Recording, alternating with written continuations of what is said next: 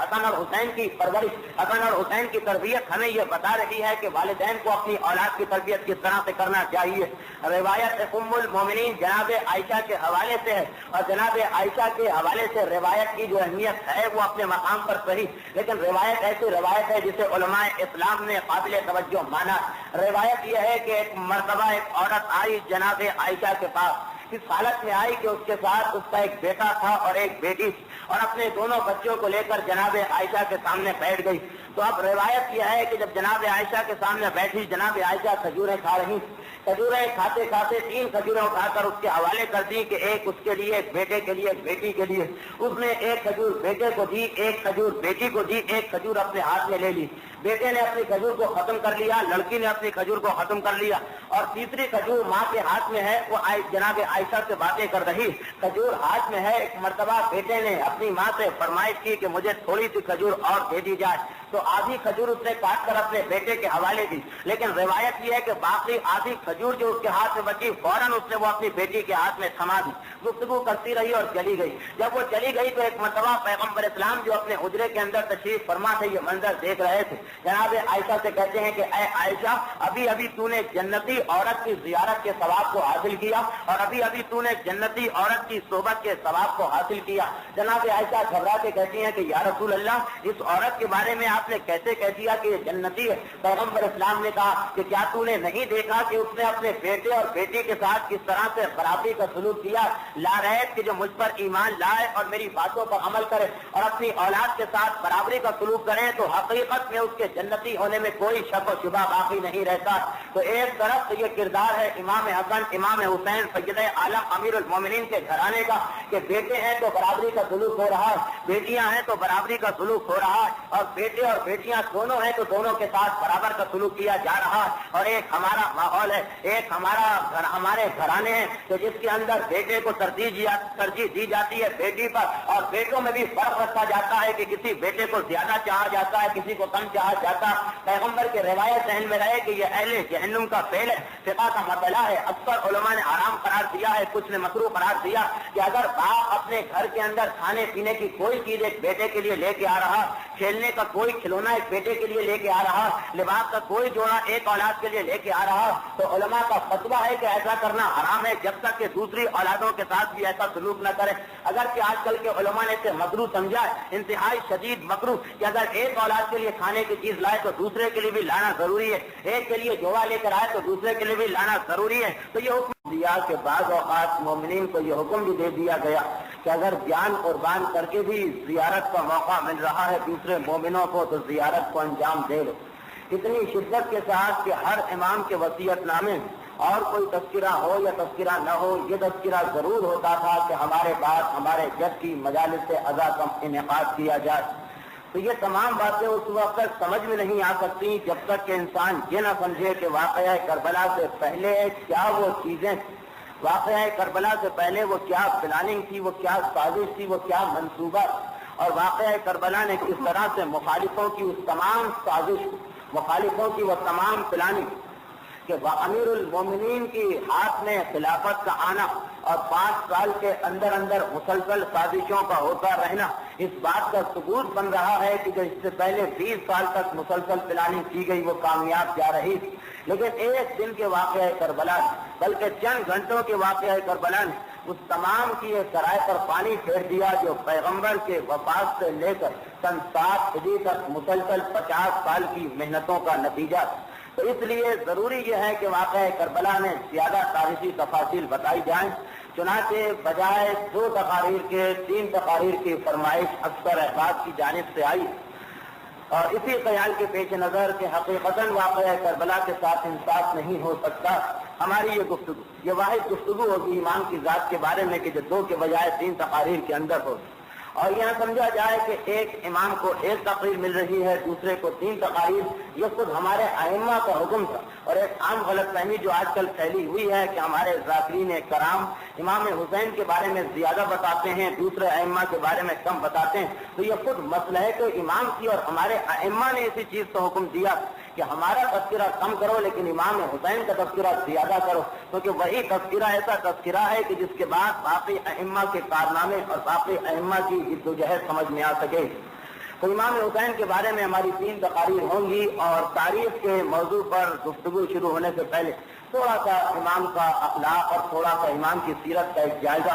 امام حسین پیدا ہوتے ہیں 4 ہجری اور 3 شعبان کی تاریخ کو تقریباً تمام علماء نے متفقہ طور پر مانا، اگرچہ علماء کے ایک چھوٹے سے گروہ کا خیال یہ کہ امام حسین کی ولادت ربیع الاول کے مہینے میں ہوئی تھی، اور اس کی وجہ وہ روایت ہے جس کے اندر یہ کہا گیا کہ امام حسین کا حمل مبارک صرف 6 مہینے کا، اور پوری دنیا میں 2 ہی بچے ایسے گزرے ہیں کہ جو 6 مہینے تک صرف 6 مہینے تک ماں کے پیٹ میں رہے، اور اس کے بعد انہوں نے زندہ رہ کر اپنی زندگی کو گزارا، ایک حضرت یحییٰ اور ایک امام حسین۔ اور کچھ روایتیں ایسی بتاتی ہیں کہ امام حسن کی ولادت کے فوراً بعد امام حسین کا حمل شروع ہو گیا، تو 15 رمضان کو اگر امام حسن کی ولادت کی تاریخ مانی جاتی ہے تو ربیع الاول کے مہینے میں 6 مہینے پورے ہوتے ہیں۔ چنانچہ ایک چھوٹے سے گروہ کا علماء کا یہ خیال ہے کہ ربیع الاول کے مہینے میں امام حسین کی ولادت ہوئی تھی، لیکن 11ویں امام کی طرف سے جو ایک توقیع آئی تھی، ایک خط آیا تھا ان کے وکیل کے نام، اس کے اندر انتہائی شدت کے ساتھ اور انتہائی یقین کے ساتھ یہ لکھا تھا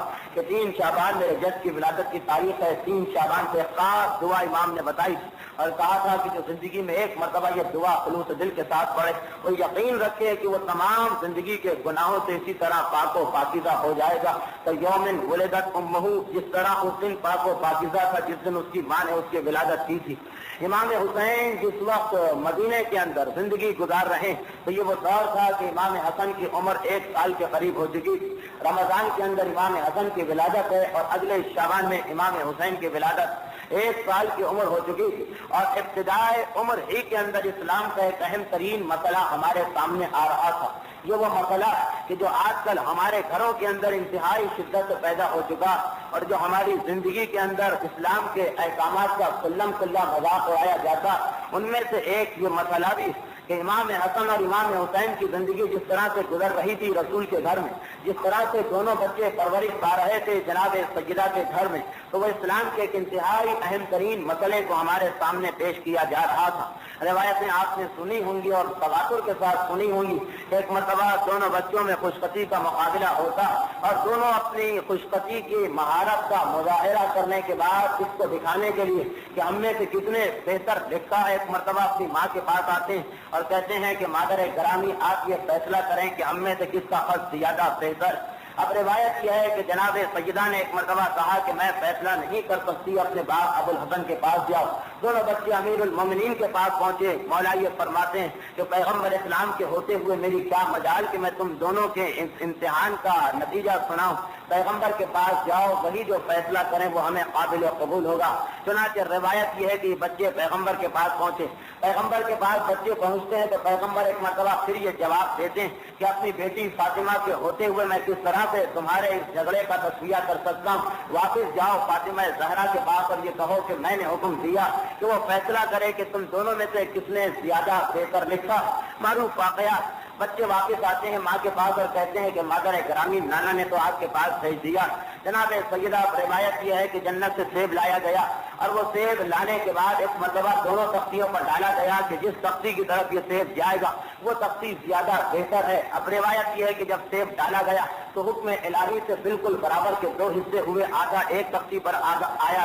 آدھا دوسری تختی پہ آیا۔ یا دوسری روایت کے مطابق جناب سیدہ نے ایک مالا ان بچوں کے حوالے کی تول کر جس میں 7 دانے تھے، اور یہ کہا کہ تم میں سے جو زیادہ دانے اٹھا لے گا اس کا خط زیادہ بہتر مانا جائے گا۔ اب 3 دانے دونوں بچے اٹھاتے ہیں اور 7واں دانہ بچتا ہے، بیک وقت دونوں کا ہاتھ اس تک پہنچا اور یہ فیصلہ سنایا گیا کہ دونوں بچوں کا خط بالکل مناسب ہے۔ وہ واقعہ کہ ایک مرتبہ جناب سیدہ اپنے باپ کے گھر آتی ہیں تو دیکھا کہ دونوں بچے کشتی لڑ رہے ہیں، اور یہی سے وہ فیصلہ علماء اسلام کا جو فتویٰ کہ بچوں کو کشتی سکھانا سنت، اس کی بنیاد یہی فعل معصوم ہے کہ امام حسن اور امام حسین باہم کشتی کے اندر مصروف۔ یہ والدین کی ذمہ داری ہے، اولاد کا ایک حق پیغمبر نے یہ بھی بتایا کہ باپ کی ذمہ داری ہے کہ اگر وہ اپنی اولاد کے حق کو انجام دینا چاہتا ہے اور روز قیامت اس منظر سے اپنے آپ کو بچانا چاہتا ہے کہ باپ کا گریبان ہو اور بیٹے کا حق، اور بہت سے باپ اپنے بیٹوں کے حق کو ادا نہ کرنے کی وجہ سے جہنم کی بھڑکتی ہوئی آگ میں ڈال دیے جائیں،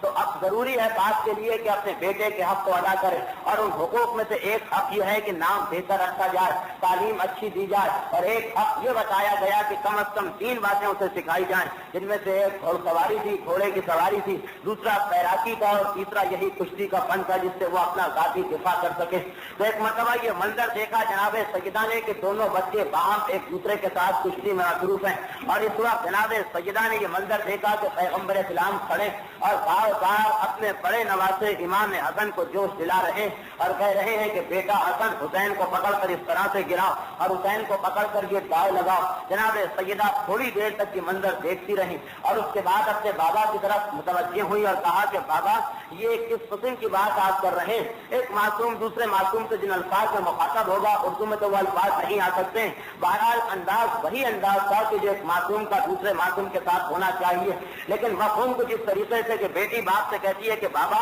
आप बड़े बेटे को तो, आप बड़े भाई को तो बार बार जोश और हिम्मत दिला रहे हैं और छोटे भाई की हिम्मत अफजाई के लिए आप कोई जुमला नहीं कहते। तो एक मरतबा पैगम्बर इस्लाम कहते हैं कि बेटी फातिमा क्या तू नहीं देख रही है कि मेरे सामने जिब्राईल अमीन खड़े जो बार बार हुसैन को तशवीश दिला रहे हैं और बार बार इसी तरीके से हुसैन की हौसला अफजाई कर रहे हैं जिस तरह मैं हसन की हौसला अफजाई कर रहा था। तो ये मारूफ वाक़यात है जो आपने मजालिस में सुने होंगे, लेकिन ये एक इंतहाई बुनियादी इस्लामी हुक्म है और हर बाप और माँ की जिम्मेदारी है कि इस इस्लामी हुक्म पर अमल करे, यानी अपनी औलाद के अंदर मसावात, अपने बेटों और बेटियों के अंदर बराबरी का सलूक। बेटे हैं तो हर बेटे के साथ बराबर का सलूक किया जाए, बेटियां हैं तो हर बेटी के साथ बराबर का सलूक किया जाए, और अगर बेटे और बेटियां दोनों मौजूद हैं तो हुक्म इस्लामी और इंतहाई शिद्दत से ये हुक्म मौजूद है कि खबरदार कभी ऐसा न हो कि एक पर दूसरे को तरजीह दो। आम तौर पर जो हमारे घरानों में होता है कि बेटे को ज्यादा मोहब्बत से रखा जाता है बेटी के मुकाबले में,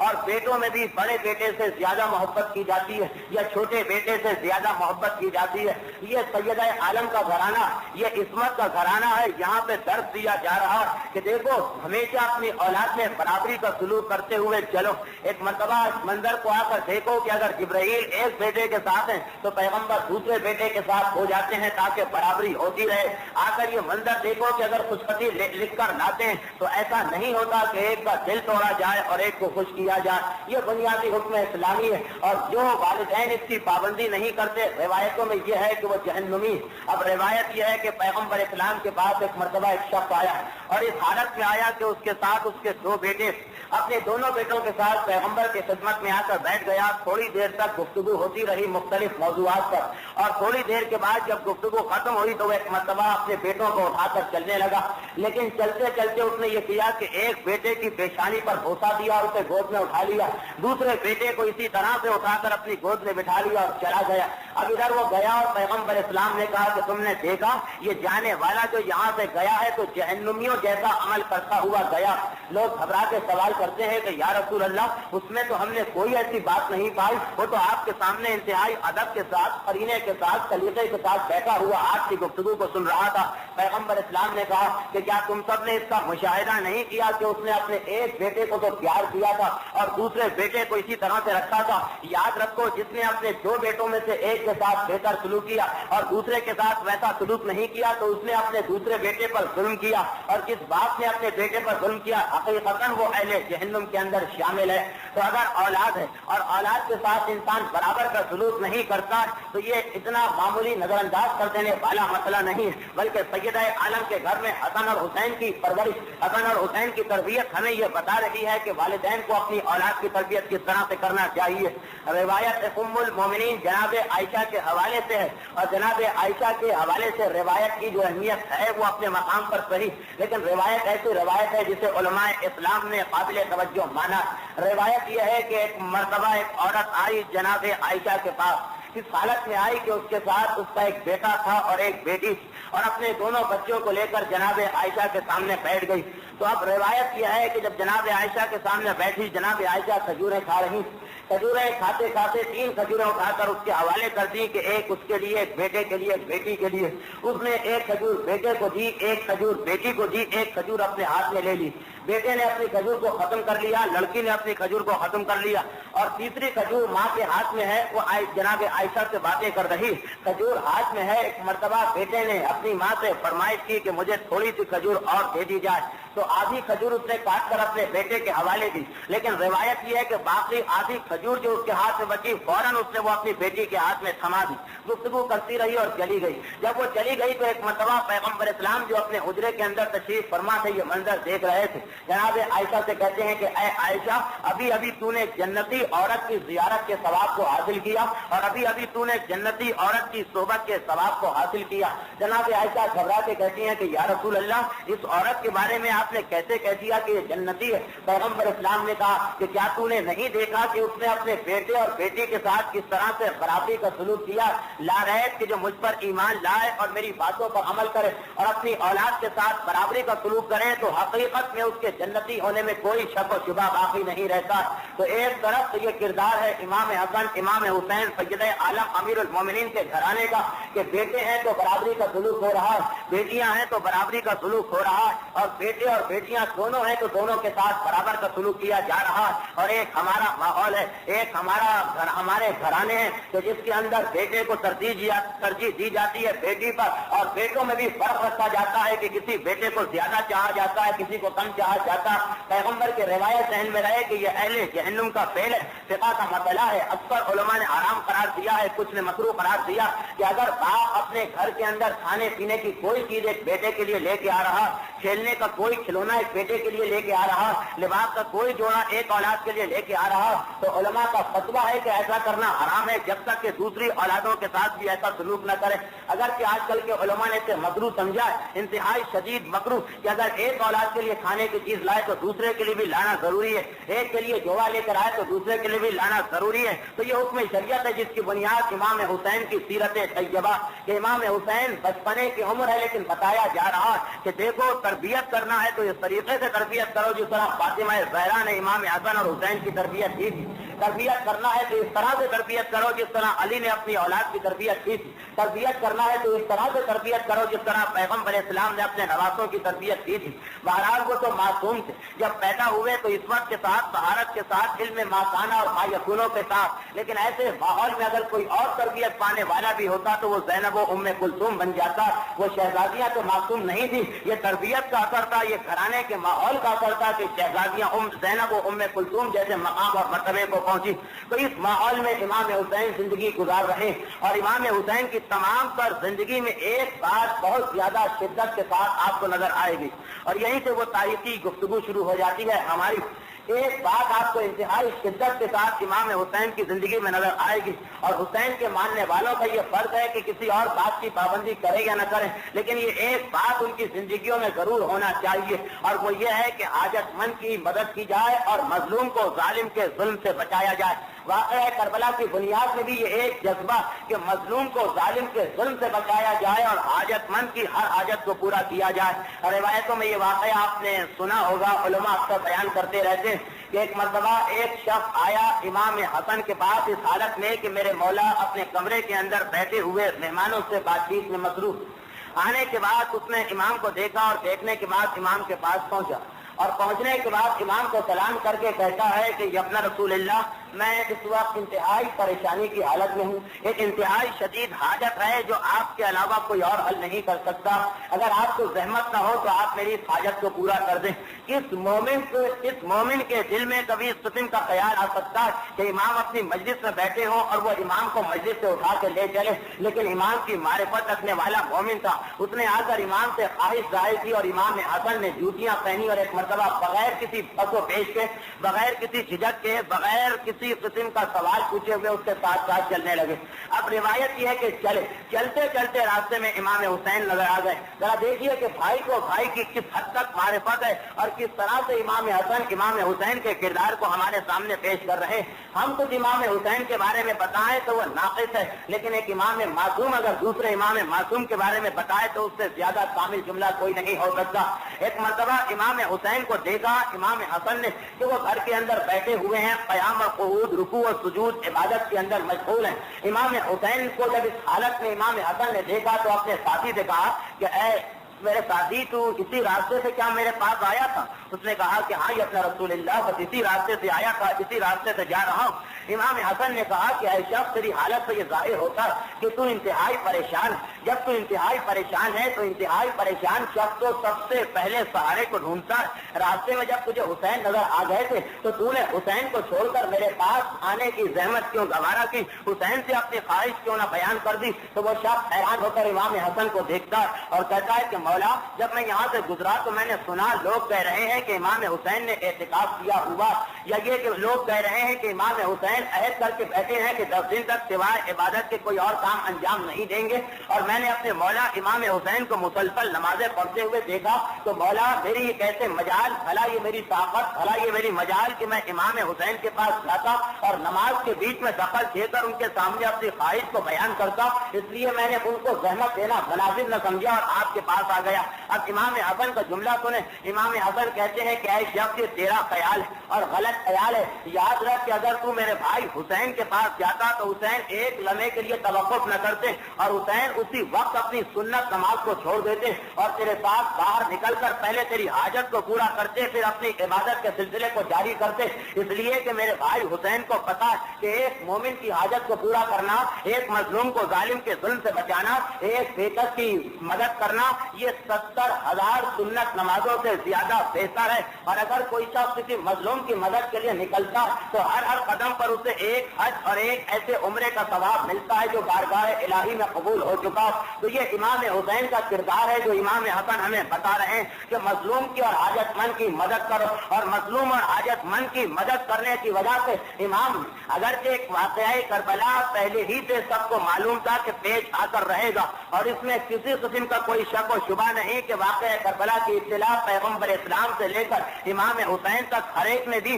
بلکہ ان کے ساتھ ساتھ خاندان بنو امیہ کو معلوم تھا کہ واقعہ کربلا پیش آ کے رہے گا، اس لیے کہ ہندا جو معاویہ کی ماں ایک مرتبہ جناب عائشہ کے پاس آئی اور آنے کے بعد کہا کہ اے ام المومنین، میں نے کل رات کو ایک خواب دیکھا اور میں یہ چاہتی ہوں کہ آپ میرے خواب کی تعبیر پیغمبر اسلام سے دریافت کر کے لے آئیے۔ جناب عائشہ پوچھتی ہے کہ کیا خواب دیکھا؟ تو اس نے کہا کہ میں نے رات کو یہ خواب دیکھا ہے کہ میرے سر کے اوپر ایک سورج نکلنے لگا اور وہ سورج انتہائی روشن اور چمکدار سورج ہے، اس کی کرنیں تمام کائنات کے اندر پھیل رہی ہیں۔ اس کے بعد میں نے یہ منظر دیکھا کہ اس سورج کے مقابلے میں چاند نکلا، لیکن انتہائی کالا چاند، انتہائی تاریک چاند اور انتہائی وحشت ناک چاند۔ پھر میں نے یہ منظر دیکھا کہ اس چاند کے اندر سے ایک چھوٹا سا ستارہ نکل کے آتا، یہ نکلنے والا ستارہ بھی انتہائی تاریک ستارہ تھا اور انتہائی خوفناک ستارہ تھا۔ جب یہ ستارہ نکلا تو اس ستارے نے نکلتے ہی سورج کے اوپر حملہ کیا، اور اس وقت میں نے یہ منظر دیکھا کہ اس سورج میں سے ایک چھوٹا سا سورج نکل کے آیا جو تھا تو چھوٹا لیکن چمک کے اندر اور روشنی کے اندر بالکل بڑے سورج کے مماثل تھا، اور یہ چھوٹا سورج اس ستارے کے سامنے آ گیا۔ پھر میں نے یہ منظر دیکھا کہ اس ستارے اور سورج کے وہ ستارہ سورج سے ٹکرایا اور اس ستارے نے اس سورج کو ختم کر دیا، وہ ستارہ اس سورج کے اوپر غالب آ گیا۔ اور پھر یہ منظر میں نے دیکھا کہ ادھر وہ ستارہ سورج سے غالب آیا، ادھر آسمان پر چھوٹے چھوٹے بے شمار سورج نکل آئے اور زمین کے اوپر بے شمار سیاہ ستارے نمودار ہو گئے، اتنے سیاہ ستارے کہ پوری زمین ان کی وجہ سے تاریک ہو گئی۔ یا ام المومنین، آپ میرے اس خواب کی تعبیر پیغمبر اسلام سے لا دیجیے۔ روایت یہ ہے کہ جب جناب عائشہ پیغمبر اسلام کے پاس پہنچی اور ہندا کا خواب سنایا تو پیغمبر اسلام کی آنکھوں میں آنسو آ گئے اور پیغمبر اسلام ایک مرتبہ رونے لگے۔ عائشہ گھبرا کے سوال کرتی ہیں کہ یا رسول اللہ، یہ خواب سن کر آپ کی آنکھوں میں آنسو کیوں آئے؟ تو پیغمبر اسلام نے کہا مجھے پتا ہے، اس خواب کا جو مطلب ہے وہ مجھے پتا ہے کہ میرے بیٹے حسین کی شہادت کی خبر ہے، اس لیے اس کا تصور کر کے میری آنکھوں میں آنسو آ گئے۔ جا کے ہندا کو بتا دینا کہ وہ چمکدار سورج جو اس کے سر کے اوپر طلوع ہوا تھا، یہ چمکدار سورج میرا چچا زاد بھائی اور میرا داماد علی ہے، اور اس چمکدار سورج کے مقابلے میں جو کالا تاریک اور خوفناک چاند نکلا تھا یہ معاویہ کی ذات ہے، اور اس کالے اور تاریک چاند میں سے جو کالا ستارہ نکلا تھا یہ یزید ہے جو معاویہ کی نسل میں ہوگا، اور اس چمکدار سورج میں سے جو چھوٹا سورج نکلا تھا یہ میرا نواسا حسین ہے، اور وہ کالا تارا اس چمکدار چھوٹے سورج سے مقابلہ کرتا ہے اور اس چمکدار سورج کی چمک کو ختم کر دیتا ہے۔ یہ در حقیقت یزید ہے کہ جو میرے نواسے کو شہید کر کے عارضی طور پر کوشش کرے گا کہ یہ نام مٹ کر رہ جائے، لیکن اس کے بعد تمام آسمانوں کے اوپر ایسے بے شمار سورج جگمگا اٹھیں گے، یعنی تمام آسمانوں کے اوپر حسین کا نام ہو جائے گا۔ البتہ تمام زمین کالے کالے ستاروں ستاروں سے بھر جائے گی. یہ کالے کالے ستارے بنی امیہ ہیں تو یہ تمام زمین کے اوپر چھا جائیں گے، اس لیے کہ اہل زمین نے میرے نواز حسین کی اس وقت مدد نہ کی کہ جب مدد کی حسین کو تو مدد کی ضرورت نہ تھی، لیکن اہل زمین کا فرض تھا کہ حسین کی مدد کرتے، کیونکہ انہوں نے مدد نہیں کی. اس لیے اس طرح سے بنی امیہ بالکل اسی طرح سے تمام زمین پہ چھا جائیں گے جس طرح ہندا نے دیکھا، اور ہندا نے خواب معاویہ کو بتایا اور معاویہ سے یہ خواب یزید تک بھی پہنچا تھا. تو معلوم تھا انہیں بھی کہ واقعہ کربلا ہونے والا، اور امام کو بھی پتا تھا کہ واقعہ کربلا ہونے والا، لیکن اس کے باوجود امام نے جب کبھی مظلوم و حاجت مند کی مدد کا وقت آیا کسی مقام پر اپنا قدم پیچھے نہیں ہٹایا اور ہر مقام پر مدد کی، آگے بڑھ کر حاجت مند کی. اسی لیے علماء اہل سنت ایک واقعہ لکھتے ہیں جو ہمارے یہاں بہار الانوار میں بھی ہے، عرینہ بنت اسحاق کا واقعہ، اور یہ لکھا جاتا ہے کہ یہ واقعہ بھی ایک بہت بڑا سبب ہے واقعہ کربلا کی بنیاد میں، کیونکہ اس واقعے کے اندر پہلی مرتبہ امام حسین کا یزید سے ٹکراؤ ہوا تھا، اور پہلی مرتبہ امام حسین نے یزید کی خواہش کو پورا نہ ہونے دیا تھا. یہ واقعہ اپنے مقام پر صحیح ہے، اور یہ آپ کو بتائے گا کہ امام حسین جانتے ہیں کہ یزید میری جان کا لابو ہے، یزید میرا دشمن ہے، لیکن اس کے باوجود حاجت مند کی اہمیت کا کیا مقام ہے کہ امام یہ سب کچھ جاننے کے بعد بھی حاجت مند کی مدد کر رہے اور یزید کی ناراضگی کو مول لے رہے. تاریخوں میں واقعہ اس طرح لکھا کہ یزید نے ایک مرتبہ تعریف سنی عرینہ بنت اسحاق کے حسن و جمال. عرینہ بنت اسحاق عرب کی ایک انتہائی مالدار، انتہائی تعلیم یافتہ، انتہائی شریف لیکن انتہائی حسین عورت، اور عبداللہ ابن سلام ان کے شوہر کا نام تھا. عبداللہ ابن سلام معاویہ کی طرف سے عراق کے گورنر تھے، کوفہ ان کا دارالخلافہ. یزید کے کانوں میں اڑتی پھرتی یہ خبریں آ پہنچی کہ عرینہ بنت اسحاق حسین و جمیل، اور آنے والوں نے جو اسے عرینہ بنت اسحاق کے حسن و جمال کی تفصیل بتائی تو روایتیں یہ ہیں کہ یزید خود بخود عرینہ بنت اسحاق کے عشق میں مبتلا ہو گیا، اور عرینہ کے عشق میں اس طرح سے مبتلا ہوا کہ اپنا دن کے وقت وہ آرام سے بیٹھ سکتا اور نہ رات کو آرام سے سو سکتا. یہاں تک کہ جب اس کا عشق بے انتہا بڑا، حد سے زیادہ بڑا، تو اس نے مغیرہ ابن شعبہ سے نقل کیا کہ میں عرینہ سے ہر صورت کے اندر نکاح کرنا چاہتا ہوں. یہ مغیرہ، اس کا کردار آگے چل کر آئے گا کہ حقیقت میں یزید کو ولی عہدی کا عہدہ دلوانے والا یہ مغیرہ ابن شعبہ، ورنہ خود معاویہ کے ذہن میں بھی ابتدا میں یہ خیال نہیں تھا کہ میں اپنے بعد یزید کو اپنا ولی عہد بناؤں. یزید کو ولی عہد بنانے کا سوال ہی نہیں پیدا ہوتا تھا، اس لیے کہ روایتیں بتاتی ہیں کہ یزید کو معاویہ نے جنگلوں میں ایک بدو قبیلے کے اندر لے جا کر چھوڑ دیا تھا اور وہ وہیں پہ زندگی گزار رہا تھا. یہ تو چند حالات ایسے پیدا ہوئے جس کی وجہ سے مغیرہ نے، اور وہ حالات آگے چل کر آئیں گے، مغیرہ نے اپنے عہدے کو بچانے کی خاطر یزید کو ولی عہد بنانے کی تجویز پیش کر دی تھی، اور یزید کو ولی عہد بنانے کی اسکیم پوری مغیرہ کی ہے. تو یہ انتہائی یزید کے قریب تھا. جب مغیرہ کو یزید نے اپنے عشق کی کیفیت بتائی تو مغیرہ معاویہ کے پاس آیا اور آنے کے بعد اسے بتاتا کہ یزید اس طریقے سے عرینہ کے نکاح کی خواہش اپنے دل میں رکھ کر بیٹھا، لیکن عرینہ عبداللہ ابن سلام کی بیوی، اور عبداللہ ابن سلام کو کیا پڑی ہے کہ اپنی اتنی حسین و جمیل و خوبصورت بیوی کو طلاق دے دے. یزید کو معاویہ بلاتا ہے اور بلانے کے بعد ایک مرتبہ یزید سے سوال کرتا کہ اور پوری تفصیل معلوم کرتا ہے. باپ اور بیٹے کی گفتگو تاریخ میں موجود ہے، لیکن چونکہ ہمارا موضوع کچھ اور، اس لیے اختصار کے ساتھ اس واقعے کو بیان کرنا صرف اس لیے ضروری کہ واقعہ کربلا کے پیچھے ایک یہ سبب بھی علماء بیان کرتے ہیں. اب یہ تو آگے چل کر آئے گا کہ اس میں کتنی حقیقت. جب باپ اپنے بیٹے کو بلاتا ہے اور اس سے ڈیٹیل معلوم کرتا ہے کہ آج کل تمہارا عشق کس ڈگری پر اور کس اسٹیج پر پہنچا ہوا، تو بیٹا اپنے باپ کے سامنے تفصیل بتاتا ہے کہ میں کیا کیا کر رہا ہوں عرینہ کے عشق میں اور میری کیا حالت. یہاں تک کہ معاویہ کو یقین ہو گیا کہ یہ عرینہ کے عشق میں انتہائی حد تک تو ملوث ہو چکا اور اب اس کو اس عشق سے ہٹانا ناممکن ہے. تو کہتا ہے کہ ہاں ٹھیک ہے، تم بے فکر ہو کر بیٹھ جاؤ، میں تمہاری شادی عرینہ سے کرا کر رہوں گا. معاویہ جیسا شخص عزم و ارادہ کرتا، اور یہ حسین کی ذات تھی کہ جس نے معاویہ کے ان جملوں کو غلط ثابت کر کے دکھا دیا. معاویہ عبداللہ ابن سلام کو جو ان کا گورنر ہے کوفے کے اندر، وہاں سے خط لکھ کے بلاتا اور خط لکھ کے بلانے کے بعد دمشق کے اندر ان کو مہمان ٹھہراتا. اسی زمانے میں دمشق کے اندر پیغمبر کے دو صحابی موجود تھے، ایک ابو ہریرہ اور ایک حضرت ابو درداء انصاری. حضرت ابو درداء انصاری کے بارے میں روایتیں کچھ یہ بتاتی ہیں کہ ابو درداء انصاری در حقیقت محبان اہل بیت میں شامل تھے اور ان چند گنے صحابیوں میں تھے کہ جو بعد وفات پیغمبر اپنے موقف سے نہیں ہٹے. بہرحال ابو درداء انصاری اور ابو ہریرہ یہ دو صحابی وہاں پہ موجود.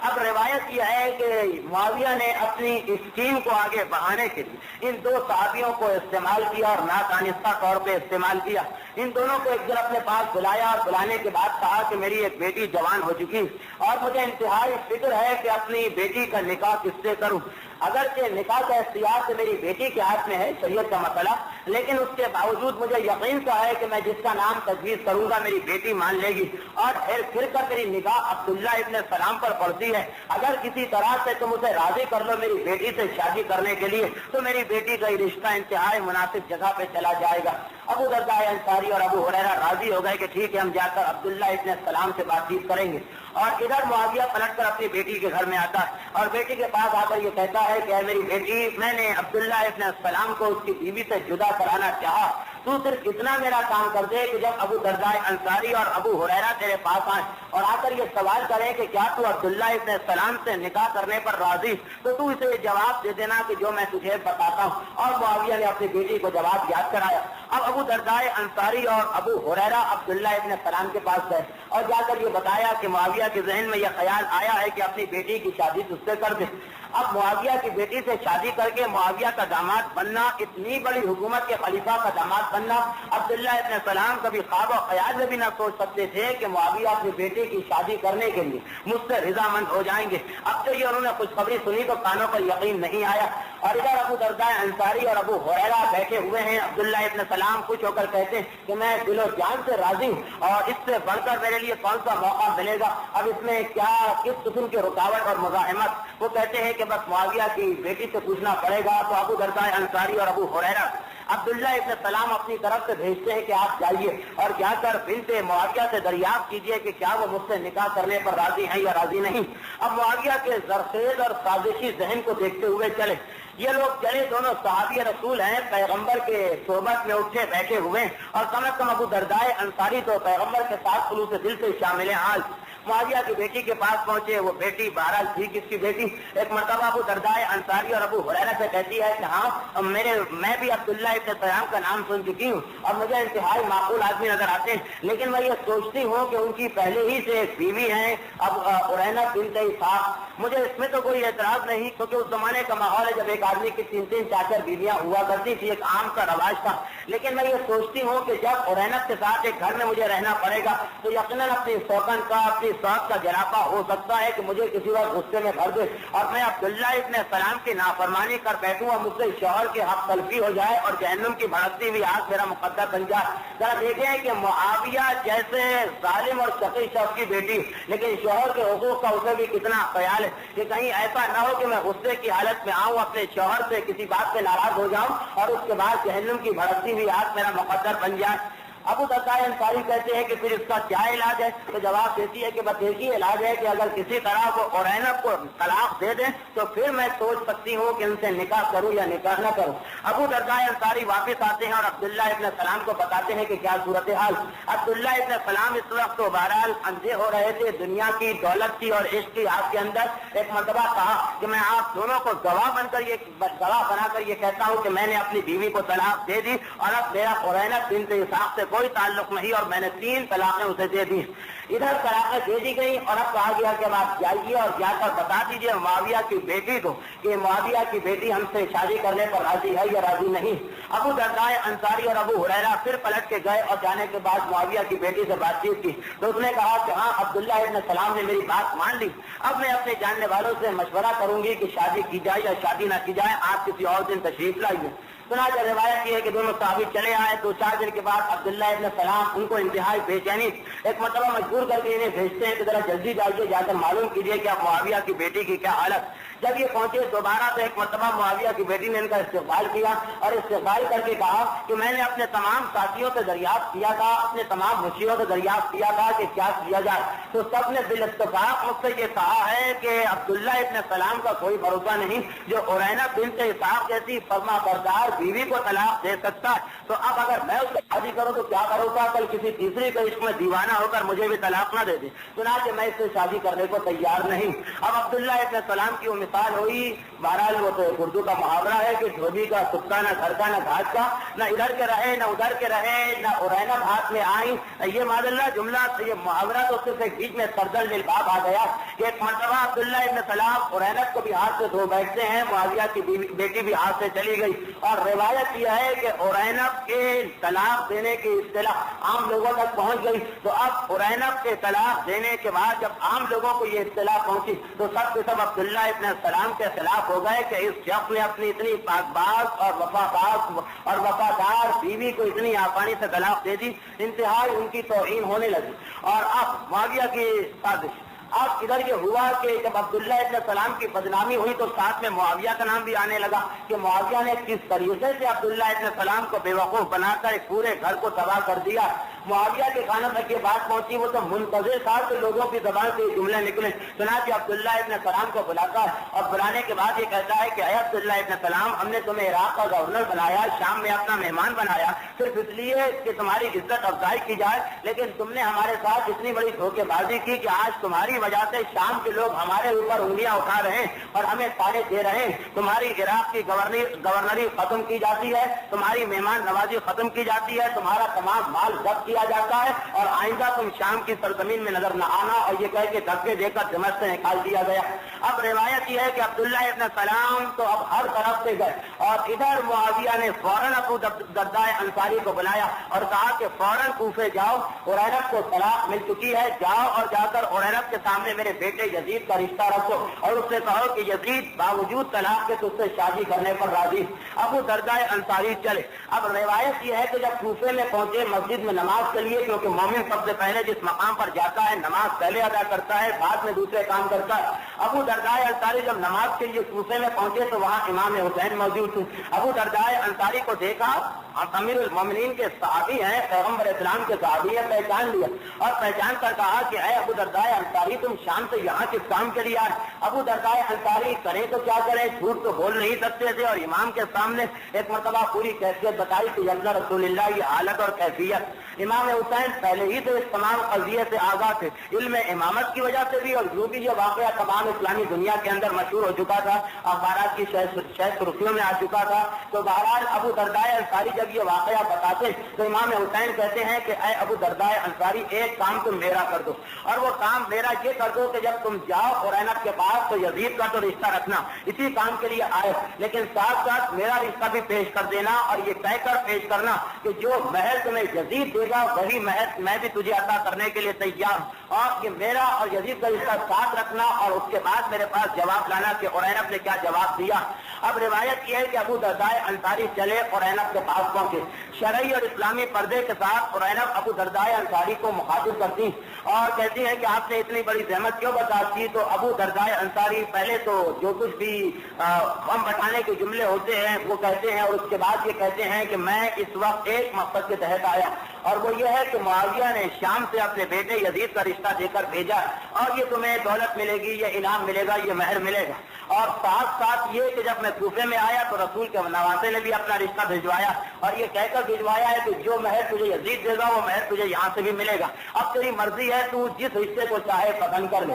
और ऐनब बिन्त इसाक कहती कि ऐ अबू दर्दा अंसारी, अगर ये रिश्ता कोई और शख्स भी लेकर आता तब भी मैं मशवरे के लिए आपको जरूर बुलाती, इसलिए कि आप मेरे बाप के इंतहाई करीबी दोस्त थे और अब तो आप ही ये रिश्ता लेके आए, आप मुझे मशवरा दीजिए कि मैं इन दोनों रिश्तों में से किसको पसंद करूं। अबू दर्दा अंसारी, अब रिवायत यह है कि यजीद के रिश्ते को ठुकरा दे, ये कैसे मुमकिन है, या रसूल के नवासे के रिश्ते को ठुकरा दे, ये कैसे मुमकिन है। तो पहले तो उन्होंने कुछ इस किस्म की गोल मोल बातें की कि अपनी जिम्मेदारी खत्म हो जाए, लेकिन उरैनब बिन्त इसाक ने जब सीधी साधी बात की तो एक मरतबा अबू दर्दा ने कहा कि ऐ उरैनब, मुझे सिर्फ इतना बताओ कि तुझे दुनिया चाहिए कि दुनिया और दीन दोनों चाहिए। अगर दुनिया चाहिए तो यजीद से बेहतर कोई नहीं, और अगर दीन और दुनिया दोनों चाहिए तो रसूल के नवासे से बेहतर कोई नहीं। उरैनब बिन्त इसाक कहती है कि यह भी कोई पूछने वाला सवाल है, यकीनन मुझे दीन भी चाहिए और दुनिया भी चाहिए। चुनांचे अबू दर्दा अंसारी इमाम हुसैन और उरैनब का रिश्ता कायम करा के आ जाते हैं और उसके बाद अक़्द हो जाता है, इमाम हुसैन को महर अता कर देते हैं।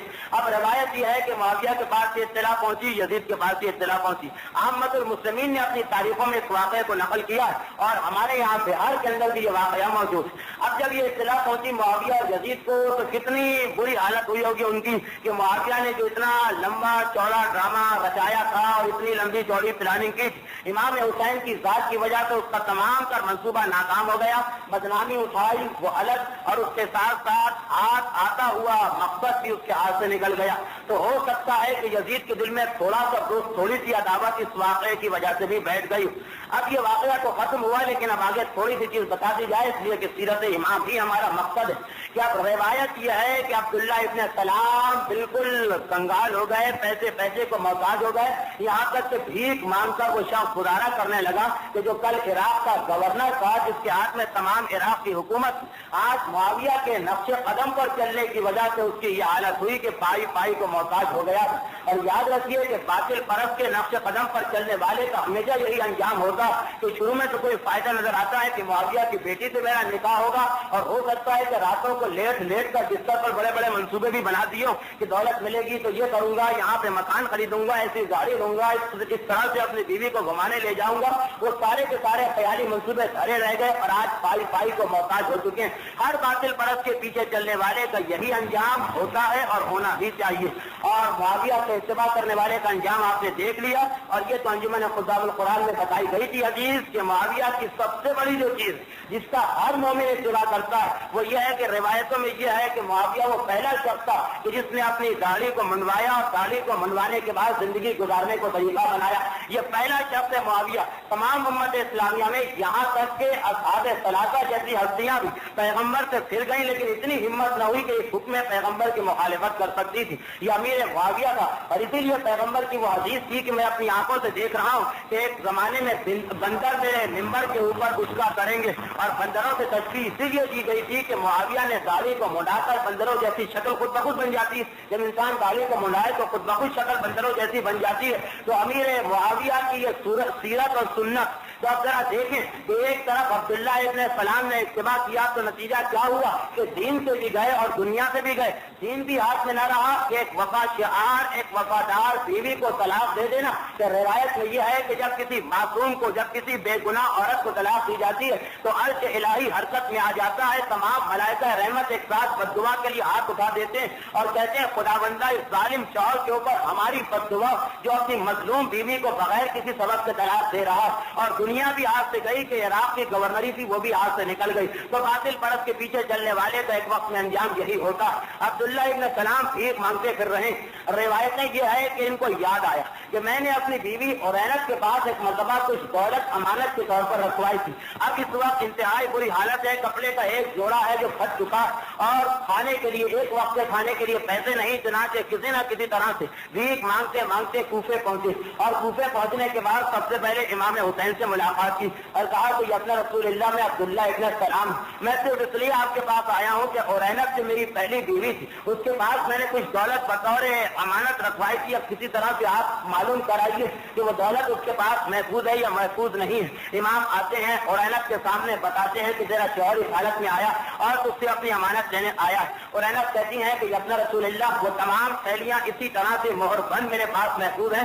مجھے یہ بھی پتا نہیں کہ اس کے اندر کیا رکھا ہوا ہے اور کیا نہیں رکھا ہوا۔ ایک وہ بیویاں کہ جو اپنے شوہر کی پتلون اور کوٹ کی جیبوں میں دن رات ہاتھ ڈال کے تلاشی لیتی ہیں، اور ایک اورینہ بنت اسحاق جیسی بیوی جو اتنی دولت شوہر بند کر کے تھیلیوں کے اندر گئے اور تمام زندگی کھول کر نہیں دیکھا کہ ان تھیلیوں کے اندر کیا تھا۔ یہ کتنا بڑا تضاد ہو چکا ہے ہمارے یہاں کی مومنات کا اور اس زمانے کی مومنات میں۔ تو بہرحال روایت یہ کہ اورینہ بنت اسحاق نے کہا کہ مولا وہ تھیلیاں اسی حالت میں رکھی ہیں، آپ لے جا کر عبداللہ ابن سلام کو پہنچا دیجیے۔ امام نے کہا کہ نہیں، اس نے تیرے پاس امانت رکھوائی ہے، تیری ذمہ داری ہے کہ تو اسی کے ہاتھ میں یہ امانت دے۔ عبداللہ ابن سلام سے کہا کہ تیری امانت محفوظ ہے، چل میرے ساتھ اور چل کر اپنی امانت کو لے لے۔ عبداللہ ابن سلام گھبرا کے کہتے ہیں کہ مولا یہ میں آپ خود ہی بتائیے کہ میرے لیے کس طرح ممکن ہوگا کہ میں اورینت کے پاس جاؤں اور اپنی امانت کو طلب کروں، کس طرح سے میری ہمت ہوگی اس مکان میں داخل ہونے کی کہ جہاں اورینت جیسی عورت موجود ہے کہ جسے بغیر کسی قصور کے، بغیر کسی سبب کے میں نے طلاق دے دی۔ لیکن امام مجبور کر کے عبداللہ ابن السلام کو لاتے ہیں، بیچ میں پردہ، ایک طرف عرینت ہے، ایک طرف عبداللہ ابن سلام. ایک مرتبہ عرینت وہ تھیلیاں ساری کی ساری پردے میں سے نکال کر عبداللہ ابن سلام کے سامنے رکھتی اور کہتی ہیں کہ اے عبداللہ ابن سلام یہ اپنی امانت کو گن لے اور لے جا. عبداللہ ابن سلام تھیلیوں کو کھولتے ہیں اور ایک مرتبہ کچھ درہم اور دینار نکالتے ہیں اور ایک عرینت کے حوالے کرتے ہیں، یہ کہہ کر کہ تو نے تمام زندگی میرے ساتھ گزاری تھی، میں نے تجھ پر بڑا ظلم کیا، میں اس کا مداوع کرنا چاہتا ہوں، یہ میری کچھ دولت دے لے. ادھر عرینت کے پاس دولت گئی اور ادھر عرینت ایک مرتبہ چیخ کی آواز نکل گئی، رونا شروع کر دیا اور یہ کہتے ہوئے رونے لگی کہ اے عبداللہ ابن سلام خود ہی بتا کہ جو تکلیف اور دکھ تو نے مجھے دیا ہے یہ دولت اس کا بدل بن سکتی ہے یا نہیں بن سکتی ہے. عبداللہ ابن سلام بھی چیخ چیخ کر رونے لگے. امام باہر جا چکے تھے، ایک مرتبہ واپس آئے اور روایت یہ ہے کہ واپس آ کر کہتے ہیں کہ اے عبداللہ ابن سلام مت گھبرا، میں نے عرینت سے نکاح صرف ایک مقصد کے تحت کیا تھا اور اسی وجہ سے عرینت جب سے میری نکاح میں آئی ہے اسی حالت کے اندر صحیح اور سالم ہے. صرف ایک مقصد گیا تھا اور وہ مقصد یہ تھا کہ اس وقت اگر عرینت کا نکاح نہیں ہوگا تو یزید اس سے نکاح کر لے گا اور ایک مرتبہ یہ یزید کے جنگل میں چلی گئی تو قیامت تک اس کے ہاتھ سے نہیں نکل سکتی ہے. اور کوئی اور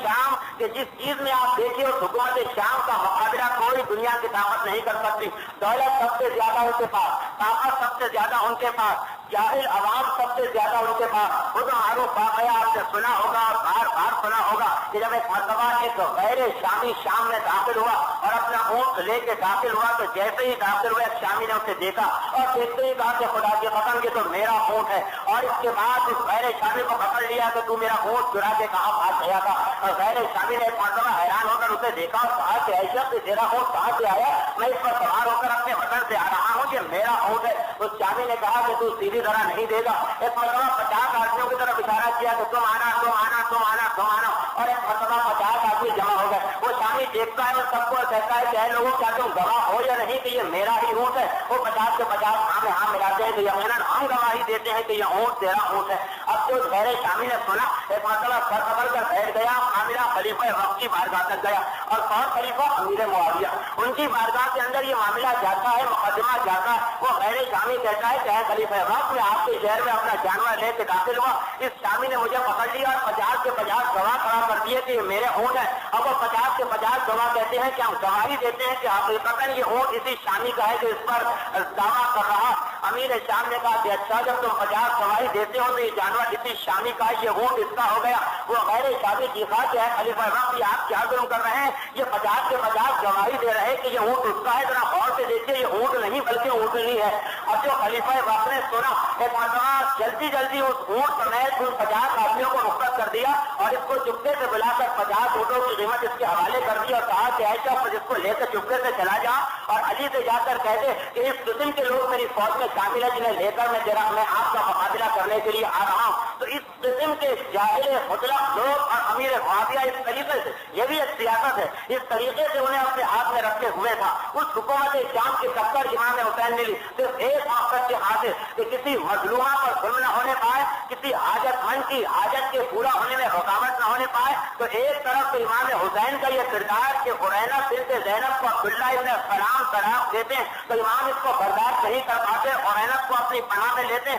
اور دوسری طرف ہمارے آج کل کے مومنین کہ ذرا سا بیوی نے مزاج کے خلاف کوئی بات کر دی، آنٹی میں نمک تیز ہو گیا، بیوی وقت کے اوپر حاضر نہ ہو سکی، کھانا تیار نہ ہو سکا، گھر کا انتظام صحیح نہ ہو سکا، یا تیرے اوپر 3 طلاق اپنے باپ کے گھر میں جا کر بیٹھ ہاتھ پکڑ کر باہر نکال دیا. ذرا دیکھیں کہ ایک ہمارے پاس یہ کہا جاتا ہے کہ شیعہ صرف امام حسین ہی کو مانتے ہیں، ایک امام حسین کی سیرت ہی کو دیکھ لیجیے تو ہم اس کے اوپر کتنا عمل کرتے ہیں کہ باقی معصومین کی سیرت کا تذکرہ کیا جائے. امام حسین نے بتایا کہ دیکھو کسی مظلومہ عورت کو طلاق دینے والا کتنا بدتر ہوتا ہے اور وہ مظلومہ عورت جسے طلاق دی گئی وہ کتنی بڑی ہمدردی کی مستحق ہے کہ ایک اکیلا حسین جس کے پاس نہ دولت ہے نہ طاقت ہے نہ عوام اس کے ساتھ ہے، وہ ایک اکیلا حسین پوری حکومت شام سے ٹکرانے کو تیار ہے صرف ایک طلاق یافتہ عورت کی خاطر. تو یہ بے گناہ جسے طلاق دی جائے اس کا کتنا بڑا مقام ہو گیا میرے امام کی نگاہ میں کہ ایک امام نے ٹکر لی میدان کربلا میں اور ایک امام جہاں ٹکر دینے کو تیار تھے. اور یہی علماء لکھتے ہیں اپنی کتابوں میں کہ جو کہ معاویہ دانشمند کا، یزید بے وقوف کا، معاویہ نے باوجود یہ کہ کربلا جیسے مواقع آئے لیکن کبھی حسین سے ٹکرانا مناسب نہ سمجھا کیونکہ جانتا تھا کہ حسین کو شہید کر کے تو میں اپنے خلاف اور بڑا محاذ تیار کر لوں گا. اگر اس مقام پر یزید ہوگا تو یقیناً کسی دن واقع کربلا واقع ہو جاتا تو کوئی تعجب کی بات نہیں تھی۔ تو اب ذرا دیکھیں کہ طلاق کی کتنی مذمت ہے اور بے گناہ طلاق والی عورت کا کتنا بڑا مقام اور مرتبہ ہے امام کی نگاہ میں۔ یہ سیرت امام ہے۔ تو امام اس طرح سے مظلوموں اور حاجت مندوں کی مدد کر رہے ہیں۔ تو جب امام ایک ایک فرد کی حاجت اور ظلم کو دور کرنے کے لیے تیار ہے، تو جب امام یہ دیکھ رہے ہوں کہ پوری امت مسلمہ کے اوپر ظلم ہو رہا ہے، جب امام یہ منظر دیکھ رہے ہوں کہ پوری امت مسلمہ کے کاندھوں کے اوپر ایک ایسی حکومت سوار ہو جس نے اپنا کام اس طریقے سے نکالنا چاہو کہ معافیہ کا واقعہ ملتا کہ معافیہ کے بعد ایک مرتبہ کوئی شخص پہنچا اور کہا کہ آپ نے کس طریقے سے اتنی بڑی عوام کو، اتنے بڑے عوام کو، اتنی بڑی سلطنت کو قابو میں رکھا، تو معافیہ نے مرتبہ تخت کا غالیچہ ہٹایا۔ ایک غالیچے کے نیچے تھیلی بھری ہوئی تھی درہم و دینار کی اور دوسرے کے نیچے تلوار رکھی ہوئی تھی۔ کہا کہ پہلے میں اس سے کام نکالتا ہوں، اگر درہم و دینار سے کام نہ نکلے تو اس کے بعد میں تلوار کو ہاتھ میں لیتا ہوں اور بغیر دیکھے ہوئے اس کو چلانے لگتا ہوں۔ تو ذرا دیکھیے کہ آج جب امام ایک عورت کے اوپر ظلم ہوتا اور امام کی یہ سیرت کے امام اس کے اوپر ہونے والے ظلم کا خاتمہ کرنے کے لیے حکومت شام سے ٹکرانے کو تیار ہو جاتے، تو ان امام نے جب یہ سارے مناظر دیکھے ہوں گے کہ پیغمبر کی سیرت اور سنت کو مت کیا جا رہا اور باقاعدہ ثابت کے تحت کوشش یہ کی جا رہی ہے کہ اہل بیت کا نام لغت میں سے خارج کر دیا جائے، کوشش یہ کی جا رہی ہے کہ اہل بیت کا نام بہنوں سے فرش سے مٹا دیا جائے، تو کس طرح امام اپنے مقام پر صابر اور ساکت اور ثابت بیٹھ سکتے تھے۔ امام نے بڑے عجیب عجیب منظر دیکھے، ایسے منظر کہ شاید جس کے اوپر کسی کو یقین نہ آئے، اور امام نے یہ منظر دیکھنا شروع کر دیے اگرچہ صحیفے کے دل سے، لیکن حقیقت میں مکمل طور پر جو اسلام تباہ ہوا وہ اس دن تباہ ہوا کہ جس دن شورا کا واقعہ پیش آیا۔ حضرت عمر نے اپنے بعد ایک ایسا انتظام قائم کر دیا جو امت مسلمہ کبھی سیدھے راستے پر نہیں چل سکے۔ ان کے امام کی کربلا سے میدان میں قربانی تھی، یہ مرتبہ غلط امت سیدھے راستے پہ آ گئی، ورنہ شورا کا واقعہ ایک ایسا واقعہ تھا کہ جس کے بعد سوال ہی نہیں پیدا ہوتا تھا کہ اسلام یا مسلمان باقی رہتے۔ اسی لیے جب شورا کے واقعے کے نتیجے میں حضرت عثمان خلیفہ بنتے ہیں تو ابو سفیان کے دونوں آنکھوں سے اندھا ہو چکا، خوشی کے مارے ایک آدمی سے کہتا ہے کہ مجھے لے چلو حضرت حمزہ کی خبر پر، وہ ہماری گفتگو کا آخری واقعہ، اور حضرت حمزہ وہ شہید رائے خدا جنہوں نے جنگ عہد میں صرف اسلام کو بچانے کے خاطر اپنی جان کی قربانی دے دی تھی، ایک مرتبہ ان کی قبر کے اوپر پاؤں رکھ کر کہتا کہ اے ابو علی، یہ وہی قبر ہے کہ جس کے نیچے وہ حمزہ دفن ہے۔ اسی ابو سفیان کی بیوی ہندا نے ان کے کلیجے کو بھی چبایا، ان کی ناک کان تمام اعضاء جسمانی کو کاٹ کر ہاتھ بنا کر اپنے گلے میں ڈالا، لیکن آج جو خوشی ہے وہ سفیان کی یہ اس دن بھی نہیں تھی۔ ایک مرتبہ پاؤں رکھتا ہے قبر پر اور کہتا ہے کہ اے ابو علی،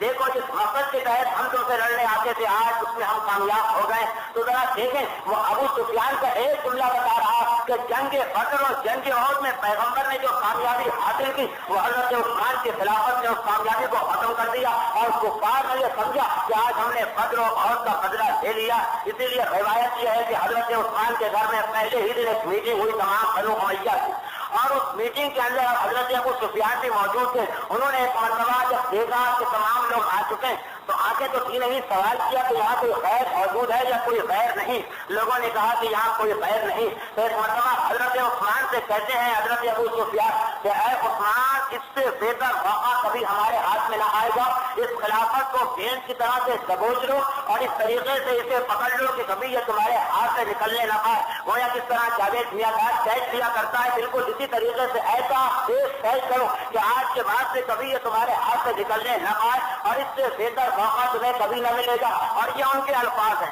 وہ الفاظ کہ جس پر آج ہر وہ حاکم عمل کرتا ہے جسے اپنی حکومت کو مستحکم کرنا، یا ابو سفیان کی سیرت۔ ایک مرتبہ کہا کہ اے عثمان، ہر محکمے میں اور ہر مقام پر بنو امیہ کو اس طرح سے بھر دو کہ پھر کوئی نکالنے والا انہیں نہ نکال سکے، اس لیے کہ یہ خلافت ہے اور اس کے اندر جنت و دوزخ کا کیا سماج، یہ صرف دنیا کا کھیل ہے جو دنیا تک محدود ہو کر ختم ہو جائے گا۔ اور حضرت عثمان روایت یہ کہ خطرہ محسوس کیا، مدینے کے چھوٹے چھوٹے مکان تھے کہ کہیں برابر سے کوئی سن نہ لے، اس وقت ابو سفیان کا ہاتھ پکڑ کر چلتا کر دیا، لیکن روایت یہ ہے کہ اس کے بعد پوری زندگی حضرت عثمان کی اسی ایک نقطے کے گرد گھوم رہی تھی کہ کسی طرح سے اتنا پھیلا دیا جائے بنو امیہ کو کہ جو بعد میں آنے والا آئے اسے بنو امیہ کو نکالنے میں ساتوں پسینہ آ جائے، اور اسی ایک اسکیم اور سازش کے تحت ہر جگہ اپنے آدمی بھر دیے گئے، یہاں تک کہ حکم ابن عاص جس کے بارے میں روایت یہ ہے کہ مدینے میں پیغمبر اسلام کے پاس آ کر اسلام کا اظہار کیا،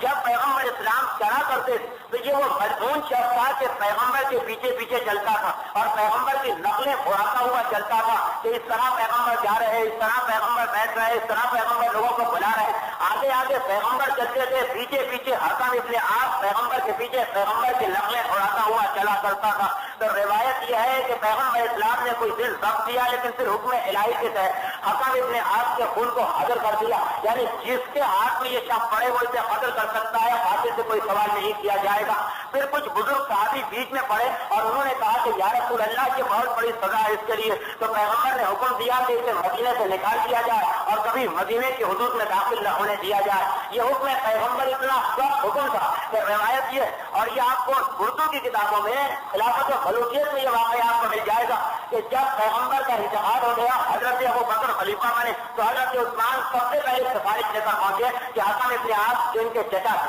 حکم ابن عاص کو مدینے میں واپس بلا لیا جائے اس لیے کہ پیغمبر کا انتقال ہو چکا۔ لیکن حضرت ابو بکر صدیق میں بھی اتنی ہمت نہ ہو سکی کہ پیغمبر کے اتنے واضح حکم کی خلاف ورزی کرتے، انہوں نے صاف منع کر دیا کہ بھائی اس حکم کی خلاف ورزی ہمارے بس میں نہیں۔ جب حضرت عمر خلیفہ بنے تو تب بھی حضرت عثمان پہلی سفارش لے کر گئے کہ میرے چچا کو مدینے میں بلا دیا جائے، پیغمبر کا انتقال ہو چکا۔ حضرت عمر فاروق ایسی ہستی بھی باوجود ہر مخالفت رسول کے اس بات میں مخالفت نہ کر سکی اور کہنے لگی کہ نہیں یہ بات تو ہمارے طاقت اور قابو سے باہر ہے، یہاں تک کہ خود حضرت عثمان خلیفہ بنے اور خلیفہ بنتے ہی پہلا حکم یہ جاری کیا کہ حکم ابن عاص سے پیغمبر نے یہ جملے کہہ کر مدینے سے نکالا تھا کہ زندگی میں واپس نہ آنے پائے، اس حکم ابن عاص کو مدینے میں بلایا اور بلانے کے بعد اپنا انتہائی قریبی مشیر بنا دیا اور اسی کا بیٹا تھا مروان ابن حکم جو آپ کو کربلا کے واقعے تک نظر آئے گا ہر مقام پر، اور یزید کے مرنے کے بعد خلافت مروان ابن حکم ہی کے خاندان میں جا کر پلٹی تھی۔ تو یہ حکم ابن عاص روایت خلافت و ملوکیت کے جملے کہ حکم ابن عاص کو بلانا یہ تو اتنا بڑا قدم تھا کہ انتہائی بدتر سے بدتر شخص رہ گیا تھا کہ جسے رسول مدینے سے نکالے اور اس جرم میں نکالے کہ وہ رسول کی نقلیں اڑاتا اسے خلیفۃ المسلمین مدینے میں بلا لے، چنانچہ لوگوں کے دل میں نفرت پیدا ہونا شروع ہو گئی۔ اور اس کے بعد جو خلافت ثالثہ میں کارنامے ہوئے تو وہ ایسے کارنامے تھے جن کے نتیجے کا جن میں صرف ایک ہی نتیجہ نکل سکتا تھا اور وہ یہ تھا کہ خونی انقلاب آئے، اس لیے کہ لوگوں کو جان بوجھ کر اتنا دبایا گیا کہ لوگ مجبور ہو گئے اور خلافت کے خلاف اٹھ کھڑے ہوئے۔ اب روایتوں میں یہ کہ حضرت خلیفہ ثالث کی 7 بیٹیاں اور ان میں سے 4 کی شادیاں انہوں نے قریش میں کی، تو پہلا کام انہوں نے یہ کیا کہ اپنی 7 کی 7 بیٹیوں کے لیے الگ الگ محل تعمیر کرا۔ یہ پہلا موقع تھا اسلام کی تاریخ میں کہ کوئی بادشاہ اپنے گھر والوں کے لیے محل تعمیر کرا رہا۔ 7 بیٹیوں کے لیے 7 محل تعمیر کرائے گئے اور اس کے بعد جب ان کی 4 بیٹیوں کا نکاح قریش میں ہوا، 3 کا اپنے خاندان میں ہوا بنو امیہ اور 4 کا قریش میں ہوا، تو ہر بیٹی کو 1-1 لاکھ دینار انعام کے طور پر دیے گئے۔ 1 لاکھ دینار سونے کا سکہ ہوتا اور اس زمانے کے اعتبار سے آج بھی عراقی دینار کی قیمت 20-25 روپئے، اس زمانے کے اعتبار سے 1 لاکھ دینار آج کے حساب سے دیکھیں تو کروڑوں سے بھی آگے یہ بات جا کر پہنچتی ہے۔ ایک بیٹی کو اتنا حصہ عطا کیا گیا۔ اس کے بعد یہ حکم دیا اپنے بصرے کے گورنر کو کہ میرے داماد کو 5 لاکھ دینار انعام کے طور پر عطا کیے جائیں۔ اپنے چچا صاحب بھائی مروان ابن حکم کو پورا باغ فتح اس کے حوالے کر دیا کہ یہ تیرا کام، اور مروان ابن حکم نے باغ فتح کو دیا، وہ باغ فتح کے جس کے اوپر خلیفہ اول نے کہا تھا کہ پیغمبر نے کہہ دیا کہ جو ہم چھوڑ جائے وہ تمام امت کے لیے ہوتا ہے۔ اب یہاں پر حضرت عثمان یہ کہہ کر خلیفہ بنے تھے کہ میں سیرت رسول کا اور سنت شیخین کا اتباع کروں گا، نہ سیرت رسول کی پیروی رہی نہ سنت شیخین کی پیروی رہی، بلکہ بالکل نیا حکم جاری کیا کہ میرے چچا صاحب بھائی مروان ابن حکم کو یہ پورا باغ ملے گا۔ اور عمر ابن عبدالعزیز کے زمانے تک وہی رہا، آج میں عمر ابن عبدالعزیز نے چھین کر پلٹایا 5ویں امام کی طرف، جو 5ویں امام کے حالات میں واقعہ آئے گا۔ اپنے چچا صاحب بھائی مروان ابن حکم کو افریقہ بھیجا اور اس لیے بھیجا کہ وہاں سے مال غنیمت کو جمع کر کے لایا۔ جو مال غنیمت جمع کر کے لائے 5 لاکھ دینار تھا اور وہ سارا کا سارا مال غنیمت ان کے حوالے کر دیا کہ لو یہ تمہارا انعام ہے۔ حضرت عثمان کے بارے میں یہ کہ اتنی دولت اور اتنا پیسہ ان کے پاس جمع ہو چکا تھا، یہ سب خلافت و ملوکیت میں آپ کو تفصیل مل جائے گی کہ روایت یہ ہے کہ ان کی شہادت کے بعد یا انتقال کے بعد ان کی 5 بیویاں زندہ باقی بیویوں کا انتقال ہو چکا تھا، 4 یا 5 بیویاں زندہ، اور ہر بیوی کو 8واں حصہ ترکے میں سے ملا، تو ہر ایک کے حصے میں 83,000 دینار 8واں حصہ 4 بیویوں کے حصے میں الگ الگ آیا۔ تو دولت کی کیا انتہا کہ خزانچی کے پاس 1.5 لاکھ دینار اور 1 لاکھ درہم موجود تھے. یہ دولت کی انتہا تھی کہ وادی العزا میں اور حنین کے اندر 1000 مکانات ان کے محفوظ تھے کہ جو ان کی ملکیت کے اندر شامل تھے. یہ سارے کے سارے واقعات اتنی دولت بڑھتی چلی گئی کچھ لوگوں کے پاس کہ لوگ بے چین ہو گئے. یہاں تک کہ ابو ذر غفاری جیسا مسلمان 5ویں مسلمان ہے ابو ذر غفاری اور انتہائی بڑا مقام ہے ان کا تمام مسلمانوں کے نزدیک. اہل شیعہ تو ان کو مانتے ہی ہیں دل و جان سے لیکن اہل سنت بھی تسلیم کرتے ہیں کہ واقعاً ابو ذر غفاری وہ صحابی ہے کہ جس کے بارے میں پیغمبر کی روایت ہے کہ آسمان سورج نے آج تک ابو ذر غفاری سے زیادہ سچے انسان کے سر پہ اپنا سایہ نہیں ڈالا. یہ پیغمبر کے نفس ہے ابو ذر غفاری کے بارے میں. یہ شام کے اندر سے جب خلافت ثالثہ آئی اور وہاں انہوں نے یہ منظر دیکھے کہ امیر معاویہ کا محل ہے, ریشم اور حریر اور دیبا کے پردے ہیں, دنیا کی ہر دولت اور نعمت موجود ہے, گھبرا گئے. سورہ توبہ کی وہ آیتیں کہ جو آج سے اگر پڑھ دیجیے تو آپ لوگ بھی ناراض ہو جاتے ہیں کہ والذین یکنزون الذهب والفضة, وہ لوگ جو سونا اور چاندی اور دولت جمع کر کر کے رکھتے ہیں. یاد رکھیے کہ مال دولت جمع کرنا یہ واحد گناہ کہ جس کا قرآن نے تفصیل سے عذاب بتایا کہ یہی سونا اور چاندی گرم کر کے ان کی پیشانی اور پیٹوں کو اس سے داغا جائے گا. یہ قرآن کے الفاظ ہیں, کسی عالم کی تقریر نہیں کہ آپ اعتراض کر ڈالیں. تو بہرحال امیر معاویہ کے دربار میں شام کے بازاروں میں ابو ذر غفاری نے ایک کام یہ کیا کہ دولت کی مذمت پہ تقریر کرنا شروع کر دی. جب معاویہ نے بلایا اور کہا کہ کیا دولت جمع کرنے کا ہمیں حق نہیں, تو بتایا کہ دولت جمع کرو لیکن یہ نہیں کہ تمہارے پاس لاکھوں اور کروڑوں درہم اور تمہارے محل کے برابر لوگ پھوک کے مارے دم توڑ رہے اور کوئی ان کی مدد کرنے والا موجود نہ. تو ناراض ہو گئے. ناراض ہو کر امیر معاویہ ناراض ہو گئے. خط لکھا خلافت ثالثہ. یہ تاریخ کے وہ اہم ترین واقعات ہیں جن کو سمجھے بغیر آپ کے ذہن میں نہیں آ سکتا کہ کتنے مظالم ہوئے جس کے بعد حسین کے ساتھ 72 کی تعداد پوری ہو سکی. ورنہ کیا سبب تھا کہ رسول کے ساتھ اتنے نہ ہوئے, علی کے ساتھ اتنے نہ ہوئے, امام حسن کے ساتھ اتنے نہ ہوئے. ماحول اتنا بدترین ماحول تھا کہ ابو ذر غفاری جیسا بوڑھا صحابی, اتنا مقدس صحابی, اتنا سچا صحابی, جب ایک مرتبہ خلافت ثالثہ کو خط لکھا امیر شام نے تو حکم آیا کہ انہیں بٹھا کر اونٹ پر بٹھا کر بھیج دیا جائے. شام سے مدینے کا فاصلہ انتہائی طولانی فاصلہ. روایت یہ ہے کہ ابو ذر غفاری کو رسیوں سے باندھ کر اس پیغمبر کے بوڑھے صحابی کو رسیوں سے باندھ کر اونٹ پر بٹھایا گیا اور حکم دیا گیا 4 یا 5 غلام مقرر کیے گئے. راستے میں حکم دیا گیا کہ اس کو ایک لمحے آرام کر لینے دیا جائے. ایک غلام چلائے اونٹ کو, جب وہ غلام تھک جائے تو دوسرا آگے بڑھے, وہ چلائے, تیسرا آگے چلائے, لیکن ابو ذر غفاری کے لیے ایک لمحے اونٹ روک کر آرام نہ دیا جائے. تو روایت یہ ہے کہ جب مسلسل سفر کرتے کرتے مدینے پہنچے تو جوڑ ہل چکا تھا, بند اپنی جگہ سے جدا ہو چکا تھا, تمام جسم کی بری حالت تھی. لوگوں نے سہارا دے کے اتارا, 1 ہفتے آرام کیا تب ابو ذر غفاری قابل ہوئے کہ اپنے مقام سے کھڑے ہوتے. کیوں؟ یہ صحابی رسول ہے اور ہر صحابی قابل احترام ہے کچھ لوگوں کے فلسفے میں, لیکن یہ صحابی رسول ہے اور اتنا ظلم ان کے ساتھ کیا جا رہا. اور جب مدینے آ کر بھی یہ نہ مانے تو روایت یہ ہے کہ ان کو مدینے سے باہر بھیج دیا گیا, جلا وطن کر دیا گیا اور اسی جلا وطنی میں ان کا انتقال ہو گیا. عبداللہ ابن مسعود چھوٹی سی بات پر اختلاف ہو گیا حضرت عثمان سے, ان کے کسی خلاف سنت رسول کے اوپر ٹھوکا تو ایک مرتبہ مروان ابن حکم جو 10 سے رات بنا ہوا تھا, خلیفہ تھا, اس نے کہا کہ اس کو میرے حوالے کر دیجیے. اور روایت یہ ہے کہ عبداللہ ابن مسعود کو قتل کر ان کے حوالے کر دیا گیا. وہ عبداللہ ابن مسعود کے جن کا ہمارے پاس سے یہ مقام ہے کہ روایت امیر المومنین کی کہ 6 آدمیوں کے لیے خدا نے زمین, آسمان, سورج, چاند, ستارے اور جنت بنائی ہے اور ان 6 آدمیوں میں سے ایک عبداللہ ابن مسعود شامل ہے. یہ ہمارے پاس ان کا مقام ہے اور دوسروں کے پاس یہ مقام ہے کہ عبداللہ ابن مسعود کی ٹانگیں انتہائی پتلی ٹانگیں. ایک مرتبہ وہ درخت کے اوپر مسواک توڑنے کے لیے چڑھے تھے تو اس وقت ان کے گھٹنوں پر سے تہبند ہٹ گیا تھا. ان کی پتلی ٹانگیں لوگوں نے دیکھی تو کچھ لوگ ہنسنے لگے اور مذاق اڑانے لگے. پیغمبر اسلام کو اطلاع ملی تو کہا کہ آج عبداللہ ابن مسعود کی ٹانگیں دیکھ کر لوگ مسکراتے ہیں, لیکن یاد رکھو کہ میزان عمل کے اندر یہ ٹانگیں کوہ عہد سے زیادہ بھاری ہوں گی. تو عبداللہ ابن مسعود کا دونوں کے یہاں مقام ہے, لیکن جب مروان ابن حکم کے سامنے حضرت عثمان کے سامنے انہوں نے کسی بات سے اختلاف کیا تو حکم دیا کہ انہیں مروان ابن حکم کے حوالے کیا جائے. مروان نے اپنے حبشی غلام کو بلایا اور روایت ہے کہ مسجد نبوی میں جو ممبر تھا मिंबर के पीछे अब्दुल्ला इब्न मसूद को ले गए और हबशी गुलाम ने इतनी पिटाई की, इतनी ठोकाई की अब्दुल्ला इब्न मसूद सहाबी रसूल की, पूरा सहाबी रसूल के पसलियां टूट गई और इसी हालत से लोग उठा के घर लाए और इसी सदमे से, इसी जख्म की वजह से वो शहीद हो गए। ये एक सहाबी को दूसरा सहाबी शहीद करा रहा और इतना मुक़द्दस सहाबी को जिसे तमाम मुसलमान माने, गिने चुने सहाबी जिनको हर मुसलमान मानता है, उनमें अब्दुल्ला इब्न मसूद है। चुनांचे अब्दुल्ला इब्न मसूद का ये हश्र किया गया। अब हमारे यासिर, वो हमारे यासिर की जिनकी माँ वो पहली माँ है जो इस्लाम की राह में शहीद की गई, जनाब सुमैया, और उनके बाप वो पहले बाप है जो इस्लाम की राह में शहीद किए गए, ये वही हमारे यासिर है कि जिनके बाप और माँ को अबू जहल रोजाना सुबह सवेरे अरब की जलती जमीन पर लिटा दिया करता था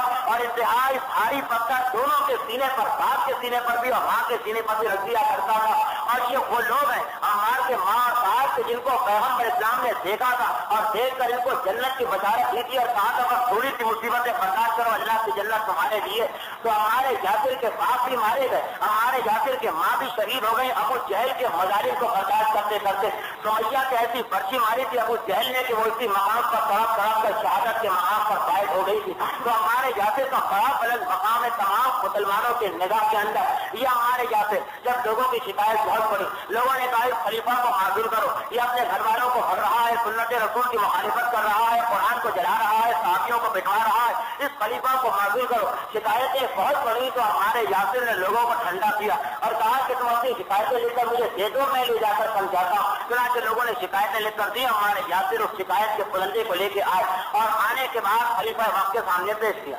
खलीफा वक्त ने देखा और देखते ही एक मरतबा गिरा गया, इन लोगों की जुर्रत के मेरे खिलाफ शिकायतें लिखी हैं, अरे हमारे यासिर उनके नाम बताओ जिब्रा नाम सजाए दिलवाऊंगा। हमारे यासिर ने सुना, कहा कि खलीफा वक्त तुम्हारी क्या हालत हुई है, लोग शिकायतें लिखते हैं, तुम बजाय जवाब देने के उनको पिटवाने की धमकी देते हो। तो कहा कि नहीं, नाम बताओ वरना तुम्हारा भी वही हश्र किया जाएगा जो दूसरों का किया गया। हमारे यासिर कहते हैं कि ऐ खलीफा वक्त तो मुझे डराता, मैं तो वो हूँ कि अबू जहल के हाथ से मैंने अजाब को बर्दाश्त किया है और पैगम्बर ने मुझे बशारत दी थी जन्नत की, मैं तेरे जुल्म से डर कर खामोश हो जाऊंगा। रिवायत ये है कि मरवान इब्न हकम ने यह सुना तो एक मरतबा खलीफा वक्त ने कहा कि आप इस बूढ़े को बहुत सर चढ़ा रहे हैं, इसको भी मेरे हवाले कीजिए, 2 लम्हे में इसका दिमाग ठीक करता हूँ। और उसके बाद ये रिवायत है कि मस्जिद नबवी में ये सारे वाक़यात मस्जिद नबवी में हो रहे हैं। वो मुहतरम तरीन मस्जिद नबवी, हम तो यजीद को बुरा खड़ा कहते हैं कि उसने घोड़े बनवाए, लेकिन इब्तिदा देखें कि किसने किसी मस्जिद नबवी की बेहतरामी की। तो अब रिवायत यह है कि हमारे यासिर को पकड़ा और जिस तरह से उनको मारा कि पेट फट गया, आंखें बाहर आ गई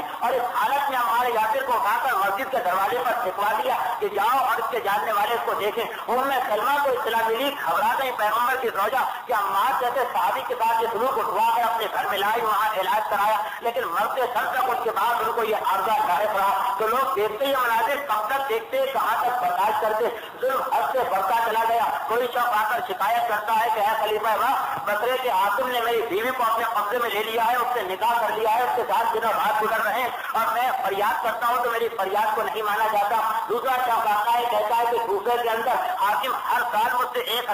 50,000 दिनार टैक्स वसूल करता है, जबकि मेरी आमदनी ही सिर्फ 1,000 दिनार सालाना। अब मैं करूँ तो क्या करूँ? तो खलीफा जवाब देते हैं कि रहना है तो देना पड़ेगा, वरना काफिरों के मुल्क में जाकर पनाह ले लो। इस किस्म के जुमले मुसलमानों से कहे जा रहे हैं। वलीद इब्न अक़बा खलीफा वक्त का भाई, यानी माँ दोनों की एक है, बाप अलहदा। वलीद इब्न अक़बा सूबे का हाकिम है। रिवायत यह है कि एक दिन रात भर शराब पीता रहा और इतनी शराब पी कि पेट शराब से भर गया और सुबह की नमाज पढ़ाने के लिए मस्जिद में दाखिल हुआ। मस्जिद के अंदर शराब पी के आ रहा और रिवायत यह है कि नमाज शुरू की और बजाय 2 रकत नमाज के 4 रकत सुबह की नमाज पढ़ाते चले गए और 4 रकत नमाज खत्म करके भी एक मरतबा पीछे देखते हैं और कहते हैं कि दिल नहीं भरा तो मस्जिद इस नमाज को अभी आगे बढ़ाओ। और रिवायत यह है कि इसके बाद ये जुमला कहा और इसके बाद शराब की कसरत की वजह से मजली आई, तय हुई और तमाम मस्जिद की मेहराब इबादत के अंदर वो शराब तय की सूरत में निकल कर आए और मस्जिद की तौहीन और बेरहमती हुई। ये मनाज़िर लोग देख रहे हैं। वलीद इब्न अक़बा का ये जुल्म इतना बड़ा था कि तमाम मुसलमान बेचैन हो गए। खलीफा वक्त को माजूर करना पड़ा, लेकिन तमाम मस्जिद गवाही दे रही कि हमने देखा है मस्जिद के अंदर शराब पीकर तय करते हुए और खलीफा वक्त उसके ऊपर कोई हद जारी नहीं करवा रहे। जब हद से ज्यादा मामला गुजर गया तो अब मौलाए कायनात बीच में पहुंचे। इमाम हुसैन की जिंदगी और सीरत को वाज़े तौर पर देखने के लिए यह खलीफा वक्त की जिंदगी इसलिए अहम है कि बनु उमय्या के हाथ में पहली मरतबा इक़्तिदार यहाँ पे आता है और जब आगाज یہ ہو تو خود ہی سوچ لیجیے کہ معاویہ اور یزید کے دور تک بات کہاں تک پہنچ چکی ہوگی. تو یہ ماحول اور منظر تھا کہ جب امام حسین مناظر کو دیکھ رہے ہیں. روایت ہے کہ امیر المومنین بیچ میں پڑے. مدینے کے اندر شکایت لانے والوں کی کثرت ہو گئی اور اتنا ہجوم مدینے کے اندر ہو گیا کہ لوگ گھبرا گئے کہ مدینے میں کیا ہونے والا. اب امیر المومنین کی ایک روایت یہ ہے کہ مشکل میں پڑ گئے. خلیفہ وقت کو سمجھانے جاتے ہیں تو وہ الٹا یہ کہتا ہے کہ اے ابو الحسن میں سب جانتا ہوں یہ آپ کے بلائے ہوئے آدمی ہیں جو مجھے خلافت سے معزول کرنا چاہتے ہیں. لوگوں کے پاس آتے ہیں تو لوگ کہتے ہیں کہ یا امیر المومنین آپ خود ہی بتائیے کہ ہم کہاں تک ظلم کریں گے. ہماری بہنیں ہماری بیویاں ہماری بیٹیاں اٹھائی جا رہی ہیں, مسجد میں شرابیں پی جا رہی ہیں, زنا کاری کھلے عام ہو رہی ہے, ہر طرح سے ظلم روا رکھا جا رہا ہے, ہم کہاں تک برداشت کریں. تو مولا ان کو کیا جواب دیں اور خلیفہ کو کیا سمجھائیں. تو روایت یہ ہے کہ پوری کوشش کی امیر المومنین نے بیچ میں مصالحت کرانے کی اور نہج البلاغہ کے کچھ خطبے ہیں جس میں امیر المومنین نے مصالحت کا تذکرہ کیا. یہاں تک کے بعد یہ طے پائی کہ مصر والے سب سے زیادہ ناراض. مصر کے گورنر کو معزول کیا جائے عبداللہ, وہ خلیفہ ثالث کے بھانجے تھے, ان کو معزول کیا جائے اور محمد ابن ابی بکر کو وہاں کا گورنر بنا کر بھیجا جائے. اب روایت یہ ہے اور جلدی سے ہم گفتگو کو اختتام تک لا رہے ہیں کیونکہ آج کی گفتگو بہرحال بات کو اس مقام تک پہنچا دینا ہے ورنہ تقاریب کا سلسلہ بڑھتا ہی چلا جائے گا. تو اب ایک مرتبہ عبداللہ کو معزول کر دیا گیا, محمد ابن ابی بکر کو گورنر بنا دیا گیا اور کہا گیا اچھا تم جاؤ. مصر کا قبیلہ اور قافلہ تو چلا اور کافی لوگوں کو بھی سکون ہوا کہ خلیفہ ہماری بات ماننے لگے. اب روایت یہ ہے کہ جب مصر کا قافلہ چلا تو راستے میں انہوں نے دیکھا کہ ایک شخص اونٹ کو بھگاتا ہوا تیزی سے چلا جا رہا. لوگوں کو شبہ ہوا, اس کو جلدی سے روکا گیا تو اس کی تلاشی لینے پر ایک خط نکلا اور یہ خط خلیفہ ثالث کا تھا عبداللہ کے نام, مصر کے گورنر کے نام, اور کہا تھا کہ میں نے مصر والوں کو بہانہ کر کے ٹال دیا ہے. جیسے ہی یہ تمہارے پاس پہنچے پہلا کام یہ کرنا کہ محمد ابن ابی بکر کے سر کو کاٹ دینا اور اس ہنگامے کی جڑ کو ہمیشہ ہمیشہ کے لیے ختم کر دینا. اب اہل مصر نے جب یہ خط دیکھا تو غصے کے انتہا رہی واپس پلٹے, سیدھے مولا کائنات کے پاس آئے, کہا کہ یا امیر المومنین آپ بیچ میں پڑے. یہ دیکھیے کہ ایک طرف تو ہم سے یہ کہا جا رہا کہ تم جاؤ مصر کے معاملات کو صحیح کرو, دوسری طرف یہ خط بھیجا جا رہا مولا کائنات بھی کریں تو کیا کرے, کہا چلو میرے ساتھ ابھی بات کر لیتے. وہاں پہنچے تو خلیفہ وقت ایک مرتبہ حیرت سے اظہار کرنے لگے کہ یہ کیسا خط ہے, میں نے تو آج تک نہیں لکھا, پہلی مرتبہ میں دیکھ رہا ہوں کہاں سے آیا, لیکن اپنی مہر کا انکار کرے تو کیسے کریں. پتا چلا کہ مہر مروان ابن حکم کے پاس. ہمارے علماء متفق ہے کہ یہ خط خود خلیفہ ثالث سے لکھوایا, دوسروں کے علماء متفق ہے کہ نہیں مروان نے لکھ کر مہر لگوا دی. بہرحال امیر المومنین نے کہا کہ ہم تمہاری بات مانے لیتے ہیں, تم سے کوئی تعارف نہیں, مروان کو ہمارے حوالے کر دو تاکہ یہ لوگ اپنے دشمن سے خود نمٹ لیں. انہوں نے کہا کہ نہیں, جان جاتی ہے تو جائے, مروان کو آپ کے حوالے نہ کیا جائے گا. امیر المومنین نے کہا کہ بس اب بات ختم ہو گئی, میں اب مزید اس معاملے میں نہیں پڑھنا چاہتا ہوں. الفاظ کچھ اور تھے لیکن خلاصہ یہ مولا کائنات کے معاملے میں ہٹ گئے, لیکن پھر بھی روایت یہ ہے کہ امام حسن اور حسین کو وقتاً فوقتاً بھیجا کرتے. اب یہاں خلیفہ ثالث نے خطوط کے خطوط بھیجنا شروع کر دیا امیر شام کو. وہ امیر شام کے جو روم کی سلطنت کا مقابلہ کر رہا ہے, انتہائی طاقتور فوجی, اس کو خط لکھا کہ تم جلدی سے فوج لے کے آ جاؤ, تمام باقی یہاں پر اکٹھا ہے, میری جان بچی نظر نہیں آ رہی. اور اس وقت باقی انتہائی طاقتور ہو گئے. جب ام المومنین جناب عائشہ کا فتویٰ آ گیا کہ اقتل الناصر, اس لمبے داڑھی والے عثمان کو قتل کر ڈالو. یہ ام المومنین جناب عائشہ کا فتویٰ صرف فتویٰ نہیں آیا, روایت یہ ہے کہ اپنے مکان کی کھڑکی سے انہوں نے کرتا باہر نکالا پیغمبر اسلام کا, اور کرتا لٹکا کر کہا کہ ہے مدینے والوں دیکھو یہ پیغمبر کا کرتا. اب تک یہ کرتا بھی بوسیدہ نہیں ہوا, لیکن اس شخص نے پیغمبر کی سنت کو اتنے جلدی تبدیل کر دیا. اس لمبی داڑھی والے یہودی کو قتل کر ڈالو. یہ ام المومنین جناب عائشہ کہہ رہی, ہمارا اس سے کوئی کسی قسم کا تعلق نہیں. اور ادھر خلیفہ وقت بار بار خط لکھوا رہے ہیں کہ خدا کے واسطے جلدی سے فوج بھیجو, خدا کے واسطے کوئی فوجی دستہ بھیجو, ہماری جان بچی. اور روایت یہ ہے کہ تسلی دینے کے لیے فوجی دستہ تیار کرا کے شام سے روانہ کیا گیا, لیکن حکم دے دیا گیا کہ خبردار دمشق سے نکل جاؤ اور کہا جا کر اس وقت کا قیام کرنا جب تک کہ خلیفہ کے قتل کی اطلاع نہ آ جائے. اس لیے کہ خلیفہ امیر شام کو تو ضرورت اس بات کی تھی بقول مورخین کے, امیر شام کے لیے زندہ خلیفہ بیکار تھا, مردہ خلیفہ کارآمد تھا. چنانچہ وہ انتظار کر رہے تھے کہ خلیفہ کے قتل کی اطلاع آئے اور ہمیں لوگوں کے جذبات کو بھڑکانے کا موقع ملے. ادھر کائنات آگے جاتے. ام المومنین جناب عائشہ نے دیکھا کہ بس اب یہ قتل ہونے والا, تو جلدی سے اونٹوں سے سوار ہو کر مکے کی طرف چلی گئی کہ حج کرنے کے لیے میں جا رہی. اب کوئی ایسا شخص نہیں رہ گیا جو جن کو باغی کہا جاتا ہے، لیکن یہ باغی نہیں تھے بلکہ ستائے ہوئے مظلوم طبقے کے لوگ تھے. انہوں نے حملہ کیا اور خلیفہ وقت کے اوپر حملہ کر کے، روایتوں میں یہ ہے کہ محمد ابن ابی بکر گئے تھے، لیکن پھر خلیفہ وقت نے ابو بکر سے اپنے تعلقات کا واسطہ دیا تو محمد تو واپس آ گئے. پھر کچھ لوگوں نے قتل کر دیا تیسرے خلیفہ کو، اور آج تک تاریخ نہ بتا سکی کہ وہ کون لوگ تھے، اس لیے کہ دیکھنے والا گواہ صرف ایک تھا، جناب نائلہ حضرت عثمان کی زوجہ. لیکن وہ اتنی ضعیف تھی کہ کسی کو پہچان نہ سکی، اور بات لیکن انہوں نے کہا کہ میں ان آدمیوں کی شکلوں کو اور چہروں کو نہیں پہچانتی. خلیفہ ثالث کا خاتمہ ہو گیا، اور یہی خلیفہ ثالث کا خاتمہ بنیاد بنتا ہے اس کے بعد کے تمام ہنگاموں کی. واقعہ کربلا کا آغاز 3 نمایاں مقامات، ایک تقریبے کا میدان، ایک شورا کا مقام، اور ایک حضرت عثمان کے ہاتھ میں خلافت کا آ جانا اور بنو امیہ کو خلافت کی چاٹ لگ جانا. تو اب اس کے بعد جب خلافت کی چاٹ لگی تو بنو امیہ نے پہلا کام یہ کیا. مغیرہ ابن شعبہ کا واقعہ اگلی تقریر میں آئے گا، آج تو وقت ختم ہو رہا ہے، مسائل فقہ بتانا ضروری. مغیرہ ابن شعبہ یہ نقل کرتے ہیں کہ میرا دل اس دن معاویہ کی طرف سے کھٹا ہو گیا جب معاویہ نے یہ کہا کہ میری زندگی کا مقصد تو صرف یہ ہے کہ اشہد ان محمد رسول اللہ کے جملے کو اس کائنات سے ختم کرا دوں. یہ پوری اسکیم، پوری سازش، پورا منصوبہ اسی ایک مقصد کے تحت تھا، اور اس کی تفصیل انشاءاللہ آئندہ آئے گی. تو آپ جیسا کہ آپ نے مشاہدہ کیا ہوگا کہ واقعہ کربلا بڑا طولانی واقعہ بھی ہے، بڑا مختصر واقعہ بھی ہے.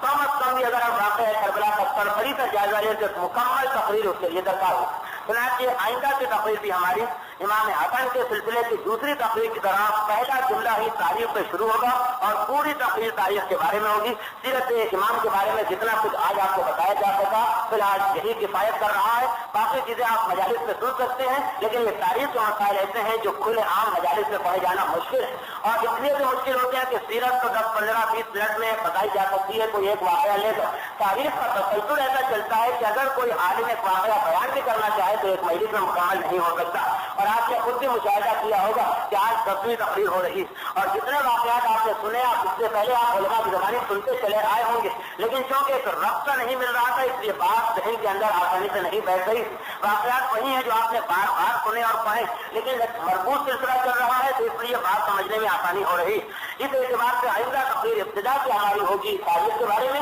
ہاں، یہ اب الگ مسئلہ ہے کہ واقعہ کربلا سے زیادہ اخلاقی اہمیت تو کوئی واقعہ ہی نہیں. ہر قدم پر اخلاقیات کا پہلو نکل رہا ہے، وہ تفصیل انشاءاللہ آئندہ تقریر کے اندر آئے گی. مسائل فقہ میں ہماری گفتگو آج کل خون پھر کر کچھ رد مظالم کے مسئلوں کے اوپر ہو رہی تھی، کبھی خون کا، کبھی قرضے کا، کبھی رد مظالم کا. اور تاریخی تسلسل کو آپ دیکھیں تو امیر المومنین اور امام حسن اور امام حسین اور ہمارے تمام ائمہ سب سے زیادہ جس چیز پر زور دیتے رہے وہ یہ چیز پر زور دیتے رہے ہیں کہ عقل حلال اور قسط مقام، کہ ہمیشہ روزی کھاؤ تو حلال کی روزی کھاؤ اور جملہ زبان سے نکالو تو کچا جملہ نکالو. یہ دو چیزیں بنیاد ہے مومن کو مومن بنانے کے لیے. اور اسی لیے روایت یہ ہے کہ والدین پریشان ہو جاتے ہیں کہ ہم تو اپنے بچوں کو دینی پروگرام میں لے جاتے ہیں، دینیات پڑھاتے ہیں، نماز کی عادت ڈالتے ہیں، پھر بھی وہ گمراہ ہو رہے ہیں. صرف رزق حرام کی وجہ سے یہ کہ رزق حرام انسانی روح کو بالکل گمراہی اور حرام کی طرف لے جاتا ہے. تو ضرورت ہے کہ ان فقہی مسائل کو ذہن میں بٹھا لیا جائے تاکہ انسان رزق حرام کا شکار نہ ہونے پائے. اب وہ مسئلہ آج ہم ایک ایسا مسئلہ بتا رہے ہیں جو اتفاق سے آج کل خارگر ہی کے قریب ایک جگہ فقہی پروگرام ہوتا ہے، وہاں یہ زیر بحث. لیکن گزشتہ ایک ہفتے میں 3 یا 4 مومنین نے الگ الگ مقام پر یہ سوال کیا، تو سوال کی اہمیت زیادہ ہونے کی وجہ سے ہم اس کو دوبارہ یہاں پہ دہرائے دے رہے ہیں. اگر کیا اکثریت نے مسائل کم از کم ہماری زبان سے اس سے پہلے اس علاقے میں نہیں سنے ہوں، اور ان مسائل کا نام ہے لقطہ کے مسائل. جو سنتے رہتے ہیں لوگ وہ اس چیز کے لیے تیار رہیں کہ بس 8 منٹ اب رہ گئے ہیں ہماری گفتگو کا وقت ختم ہونے میں. مختلف کے مسائل ہیں لیکن یہ اہم مسائل ہیں، اس لیے ان کا بیان کر دینا ضروری ہے. لقطہ کسے کہا جاتا ہے؟ یہ اہم ترین مسئلہ ہے. لقطہ کہا جاتا ہے ہر اس گری پڑی چیز کو کہ جس کا مالک پتہ نہ ہو اور آپ کو وہ کہیں پر موجود مل جائے، اس کا نام ہے لقطہ. جو چیز بھی کہیں پر گری پڑی اس حالت میں ملے کہ اس کے مالک کا آپ کو پتہ معلوم نہ ہو، اس کا نام ہے لقطہ. اور جب آپ اس کو اٹھا لیں گے تو اٹھاتے ہی آپ پر کچھ ذمہ داریاں عائد ہو جائیں گی. انہی ذمہ داریوں کو فقہ کے مسائل کی صورت میں پیش کرنا ہے. سب سے پہلی چیز تو یہ آتی ہے، یہ ایک مشہور مسئلہ ہے کہ جب کوئی گری پڑی چیز مل جائے تو 1 سال تک اس کا اعلان کرو. لیکن یہ اتنا آسان مسئلہ نہیں ہے کہ جتنا لوگوں نے بنا رکھا ہے کہ 1 سال تک اعلان کرو. مثلا 3 شقیں ہیں مسئلے کی، تیسری شق میں اعلان کرانا واجب ہے۔ پہلا بنیادی مسئلہ تو یہ یاد رکھیے کہ جس چیز کو آپ حاصل کریں اس کی قیمت دیکھی جائے۔ اگر 1 درہم سے کم ہے اس چیز کی قیمت تو اس صورت میں اس کا مسئلہ علیحدہ، 1 درہم یا اس سے زیادہ ہے تو اس کا مسئلہ علیحدہ۔ بس میں آپ جا رہے ہیں، کوئی چیز مل گئی، اسکول میں گئے کوئی چیز مل گئی، کالج میں کوئی چیز مل گئی، اور اکثریت جہاں جاتی ہے یعنی سینما ہال میں وہاں جا کر کوئی چیز مل گئی، اقلیت جہاں جاتی ہے یعنی مسجد میں وہاں کوئی چیز آپ کو مل گئی، اسی طریقے سے قبرستان میں گئی کوئی چیز مل گئی، راستے میں کوئی چیز مل گئی، دوست کے گھر میں کوئی چیز مل گئی، یہ تمام کے تمام مقامات پبلک پلیسز کے جہاں پر آپ کو کوئی پڑی ہوئی چیز مل جایا کرے۔ جب وہ چیز آپ کو مل جائے تو سب سے پہلی چیز تو یہ ہے کہ اس کی قیمت کیا ہے۔ پہلا مسئلہ یہ پیدا ہوتا ہے کہ قیمت کیا ہے۔ اگر اس کی قیمت 1 درہم سے کم ہے تو بہت آسانی ہے اٹھانے والے، اور اگر 1 درہم ہے یا اس سے زیادہ ہے تو تھوڑی ذمہ داریاں عائد ہو جاتی ہیں۔ اب ذمہ داریاں عائد ہونے کا مقصد یہ نہیں ہے کہ صرف آپ کو ذمہ داری ہی ادا کرنا ہے، بلکہ اس کا انتہائی ثواب بھی کہ جو کسی مومن کے مال کو ضائع ہونے سے بچائے اور مومن تک پہنچائے، انتہائی ثواب اس کا کہا گیا ہے، جہاں تک کہ اسے اللہ کے راستے میں جہاد کرنے والا بتایا گیا ہے۔ تو اب انتہائی اہم مسئلہ ہے، اس لیے اور توجہ سے سنا جائے تو بہت آسان مسئلہ بن جاتا ہے۔ 1 درہم سے کم ہے تو بہت ہی آسان چیز، لیکن پہلے یہ طے ہو جائے کہ 1 درہم کیا ہے۔ اب 1 درہم کی مقدار، درہم تو پرانا سکہ ہے، 1 درہم کی مقدار آقا خمینی نے اپنی کتاب تحریر الوسیلہ کے اندر یہ بتائی کہ انگریزی جو پاؤنڈ ہے، جو برٹش پاؤنڈ، اس کا 1/4 حصہ 1 درہم کہلاتا ہے۔ اور آج کل ریٹ جو بھی چل رہا ہو، اگر ہم 18 روپے ریٹ مانے فرض کیجیے پاؤنڈ کا پاکستانی روپے کے حساب سے، تو 4.5 روپے کی چیز 1 درہم کی کہلائی۔ 20 روپے اگر اس کا ریٹ ہو تو 5 روپے کی چیز 1 درہم کی کہلائی۔ اور آقا کوئی نے کیا مقدار بتائیے، وہ مقدار خود انہوں نے مثال میں بتائی جو مسئلہ الجھ سکتا ہے، لیکن شاید یہ مسئلہ آپ کو مل جائے آقا کوئی کی گجراتی توضیح المسائل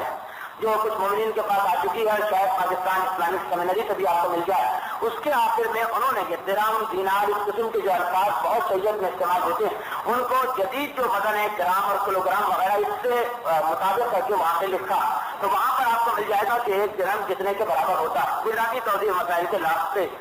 بہرحال آقا خمینی کے مسئلے کو لے کے چلیں کہ اگر 1 درہم 5 روپے بنتا ہے، 5 روپے مثالن ہم بتا رہے ہیں، ورنہ اصل یہ ہے کہ پاؤنڈ کا 1/4 حصہ، تو اگر اس کی قیمت 1 درہم سے کم ہے تو آپ اس کو اٹھا دیں۔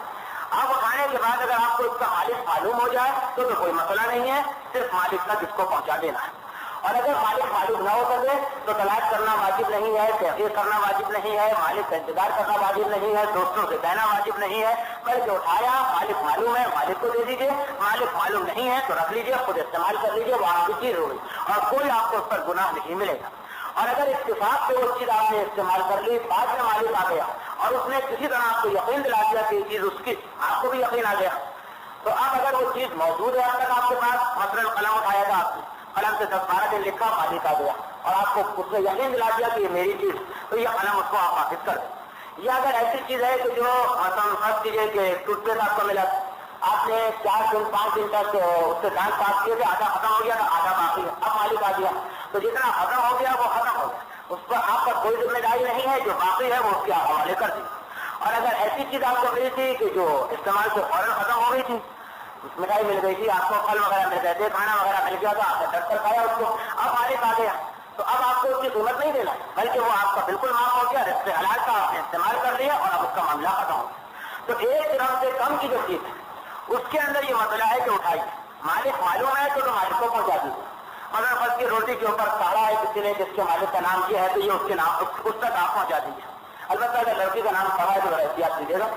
اچھا، اور اس کے بعد اگر مالک آپ کو نہیں پتا ہے اس کا تو اس صورت کے اندر آپ اس چیز کو استعمال کر سکتے ہیں۔ مالک کبھی نہیں آیا وہ چیز آ گئی اور مالک آ گیا تو اس وقت جتنی چیز آپ خرچ کر چکے ہیں اس کا آپ پر کوئی گناہ نہیں، نہ اس کے پیسے آپ کو دینا ہے، نہ اس کا بدلہ دینا ہے، نہ اس کی معذرت کرنا ہے، نہ اس کی معافی مانگنا ہے، اور جتنی چیز باقی ہے وہ آپ اس کے حوالے کر سکتے ہیں۔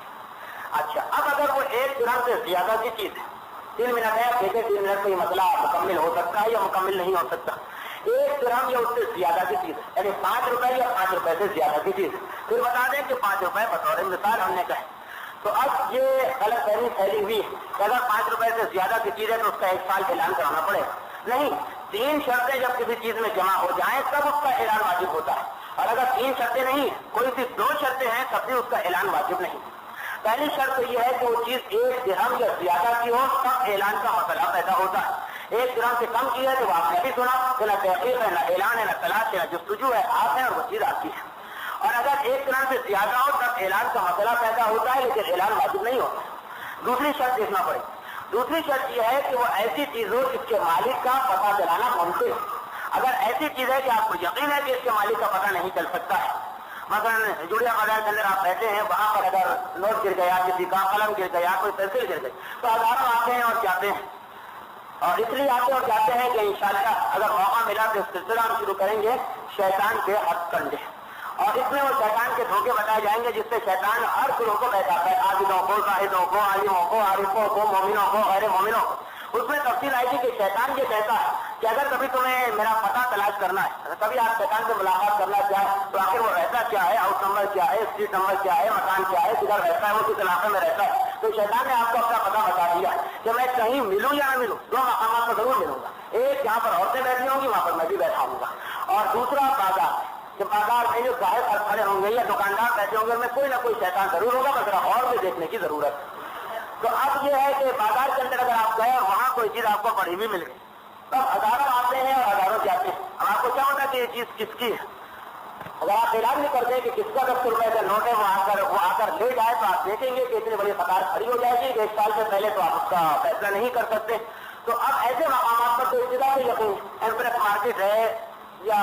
سیر و تفریح کے لیے آپ بیگم صاحبہ کے ساتھ ایلچی پر گئے تو وہ بھی ایسے مقامات ہیں، سارے روز اس قسم کا مقام ہے کہ ہزاروں آتے ہیں اور جاتے ہیں۔ تو اب وہاں پر اگر کوئی چیز آپ کو ملے اور آپ کو یقین ہے کہ اس کے مالک کا پتہ نہیں چل سکتا، خلاصہ یہ تو کسی بازار کا مسئلہ نہیں ہے کہ آپ آخر کی توضیح میں تاریخ اور کلام تلاش کرنے لگے، مسئلہ صرف یہ کہ ہر وہ مقام یا ہر وہ چیز جو آپ کو ملے اور ملنے کے بعد آپ کے دل کو یقین ہو جائے کہ اس کا مالک نہیں پتہ چل سکتا تو آپ اس کے لیے بھی 1 سال کا اعلان ضروری نہیں۔ بس جیسے ہی وہ چیز ملے یقین ہو جائے کہ مالک پتہ نہیں چل سکتا تو احتیاط کے واجب یہ ہے کہ فوراً آپ اس کو کسی مستحق سید یا غیر سید کو دے دیں، آپ کی ذمہ داری ختم ہو جائے۔ یہ ہو گئی 2 شرط۔ اور تیسری شرط بڑے مزے کی شرط، اور اسی لیے جو مزے کی شرط ہے تو وہ آئندہ ہی ہفتے آنا چاہیے تاکہ 1 ہفتے تک آپ سوچتے رہیں اور مزہ پڑتا رہے۔ آج کا وقت پورا ہو گیا، چند سیکنڈ شاید زیادہ ہی ہو گئے ہوں، تو آج کی نشست ہماری اسی مقام پر ختم ہو رہی ہے۔ آئندہ کی نشست صرف مکمل طور پر تاریخ کی نشست ہوگی، بیچ میں کچھ تجزیاتے رہیں گے اخلاقیات سے، لیکن ابتدائی گفتگو سے تاریخ کی نشست ہوگی۔ اور اب دلچسپ ترین گفتگو تاریخ اس لیے شروع ہو رہی ہے کہ امیر معاویہ اور اس کا بچپنا، یزید اور یزید کا بچپنا، یہ بڑے دلچسپ واقعات۔ یزید کے بارے میں تو آپ نے سنا کہ وہ ایک جنگلی قبیلے میں چھوڑ دیا گیا، معاویہ کے بارے میں بھی یہ کہ اس کی ماں نے لے جا کر پہاڑ کے قریب اس کو پیدا کیا تھا، وہاں چھوڑ کر آ گئی۔ اب وہ حضرت کس طرح یہاں کرتے ہوئے گھر سے پہنچے یہ ایک الگ مسئلہ ہے جو تفصیل کے ساتھ انشاءاللہ آئندہ تقریر کے اندر آئے گا۔ تو آئندہ تقریر ابتدا سے انتہا تک تاریخ کے موضوع پر ہوگی، پھر اگر موقع ملا تو اس نقطے کے مسائل مکمل کرنے کی ہم پوری کوشش کریں گے، اور اس کے ساتھ ہی آج کی نشست ختم ہوئی۔ انشاءاللہ آئندہ منگل کو آپ سے ملاقات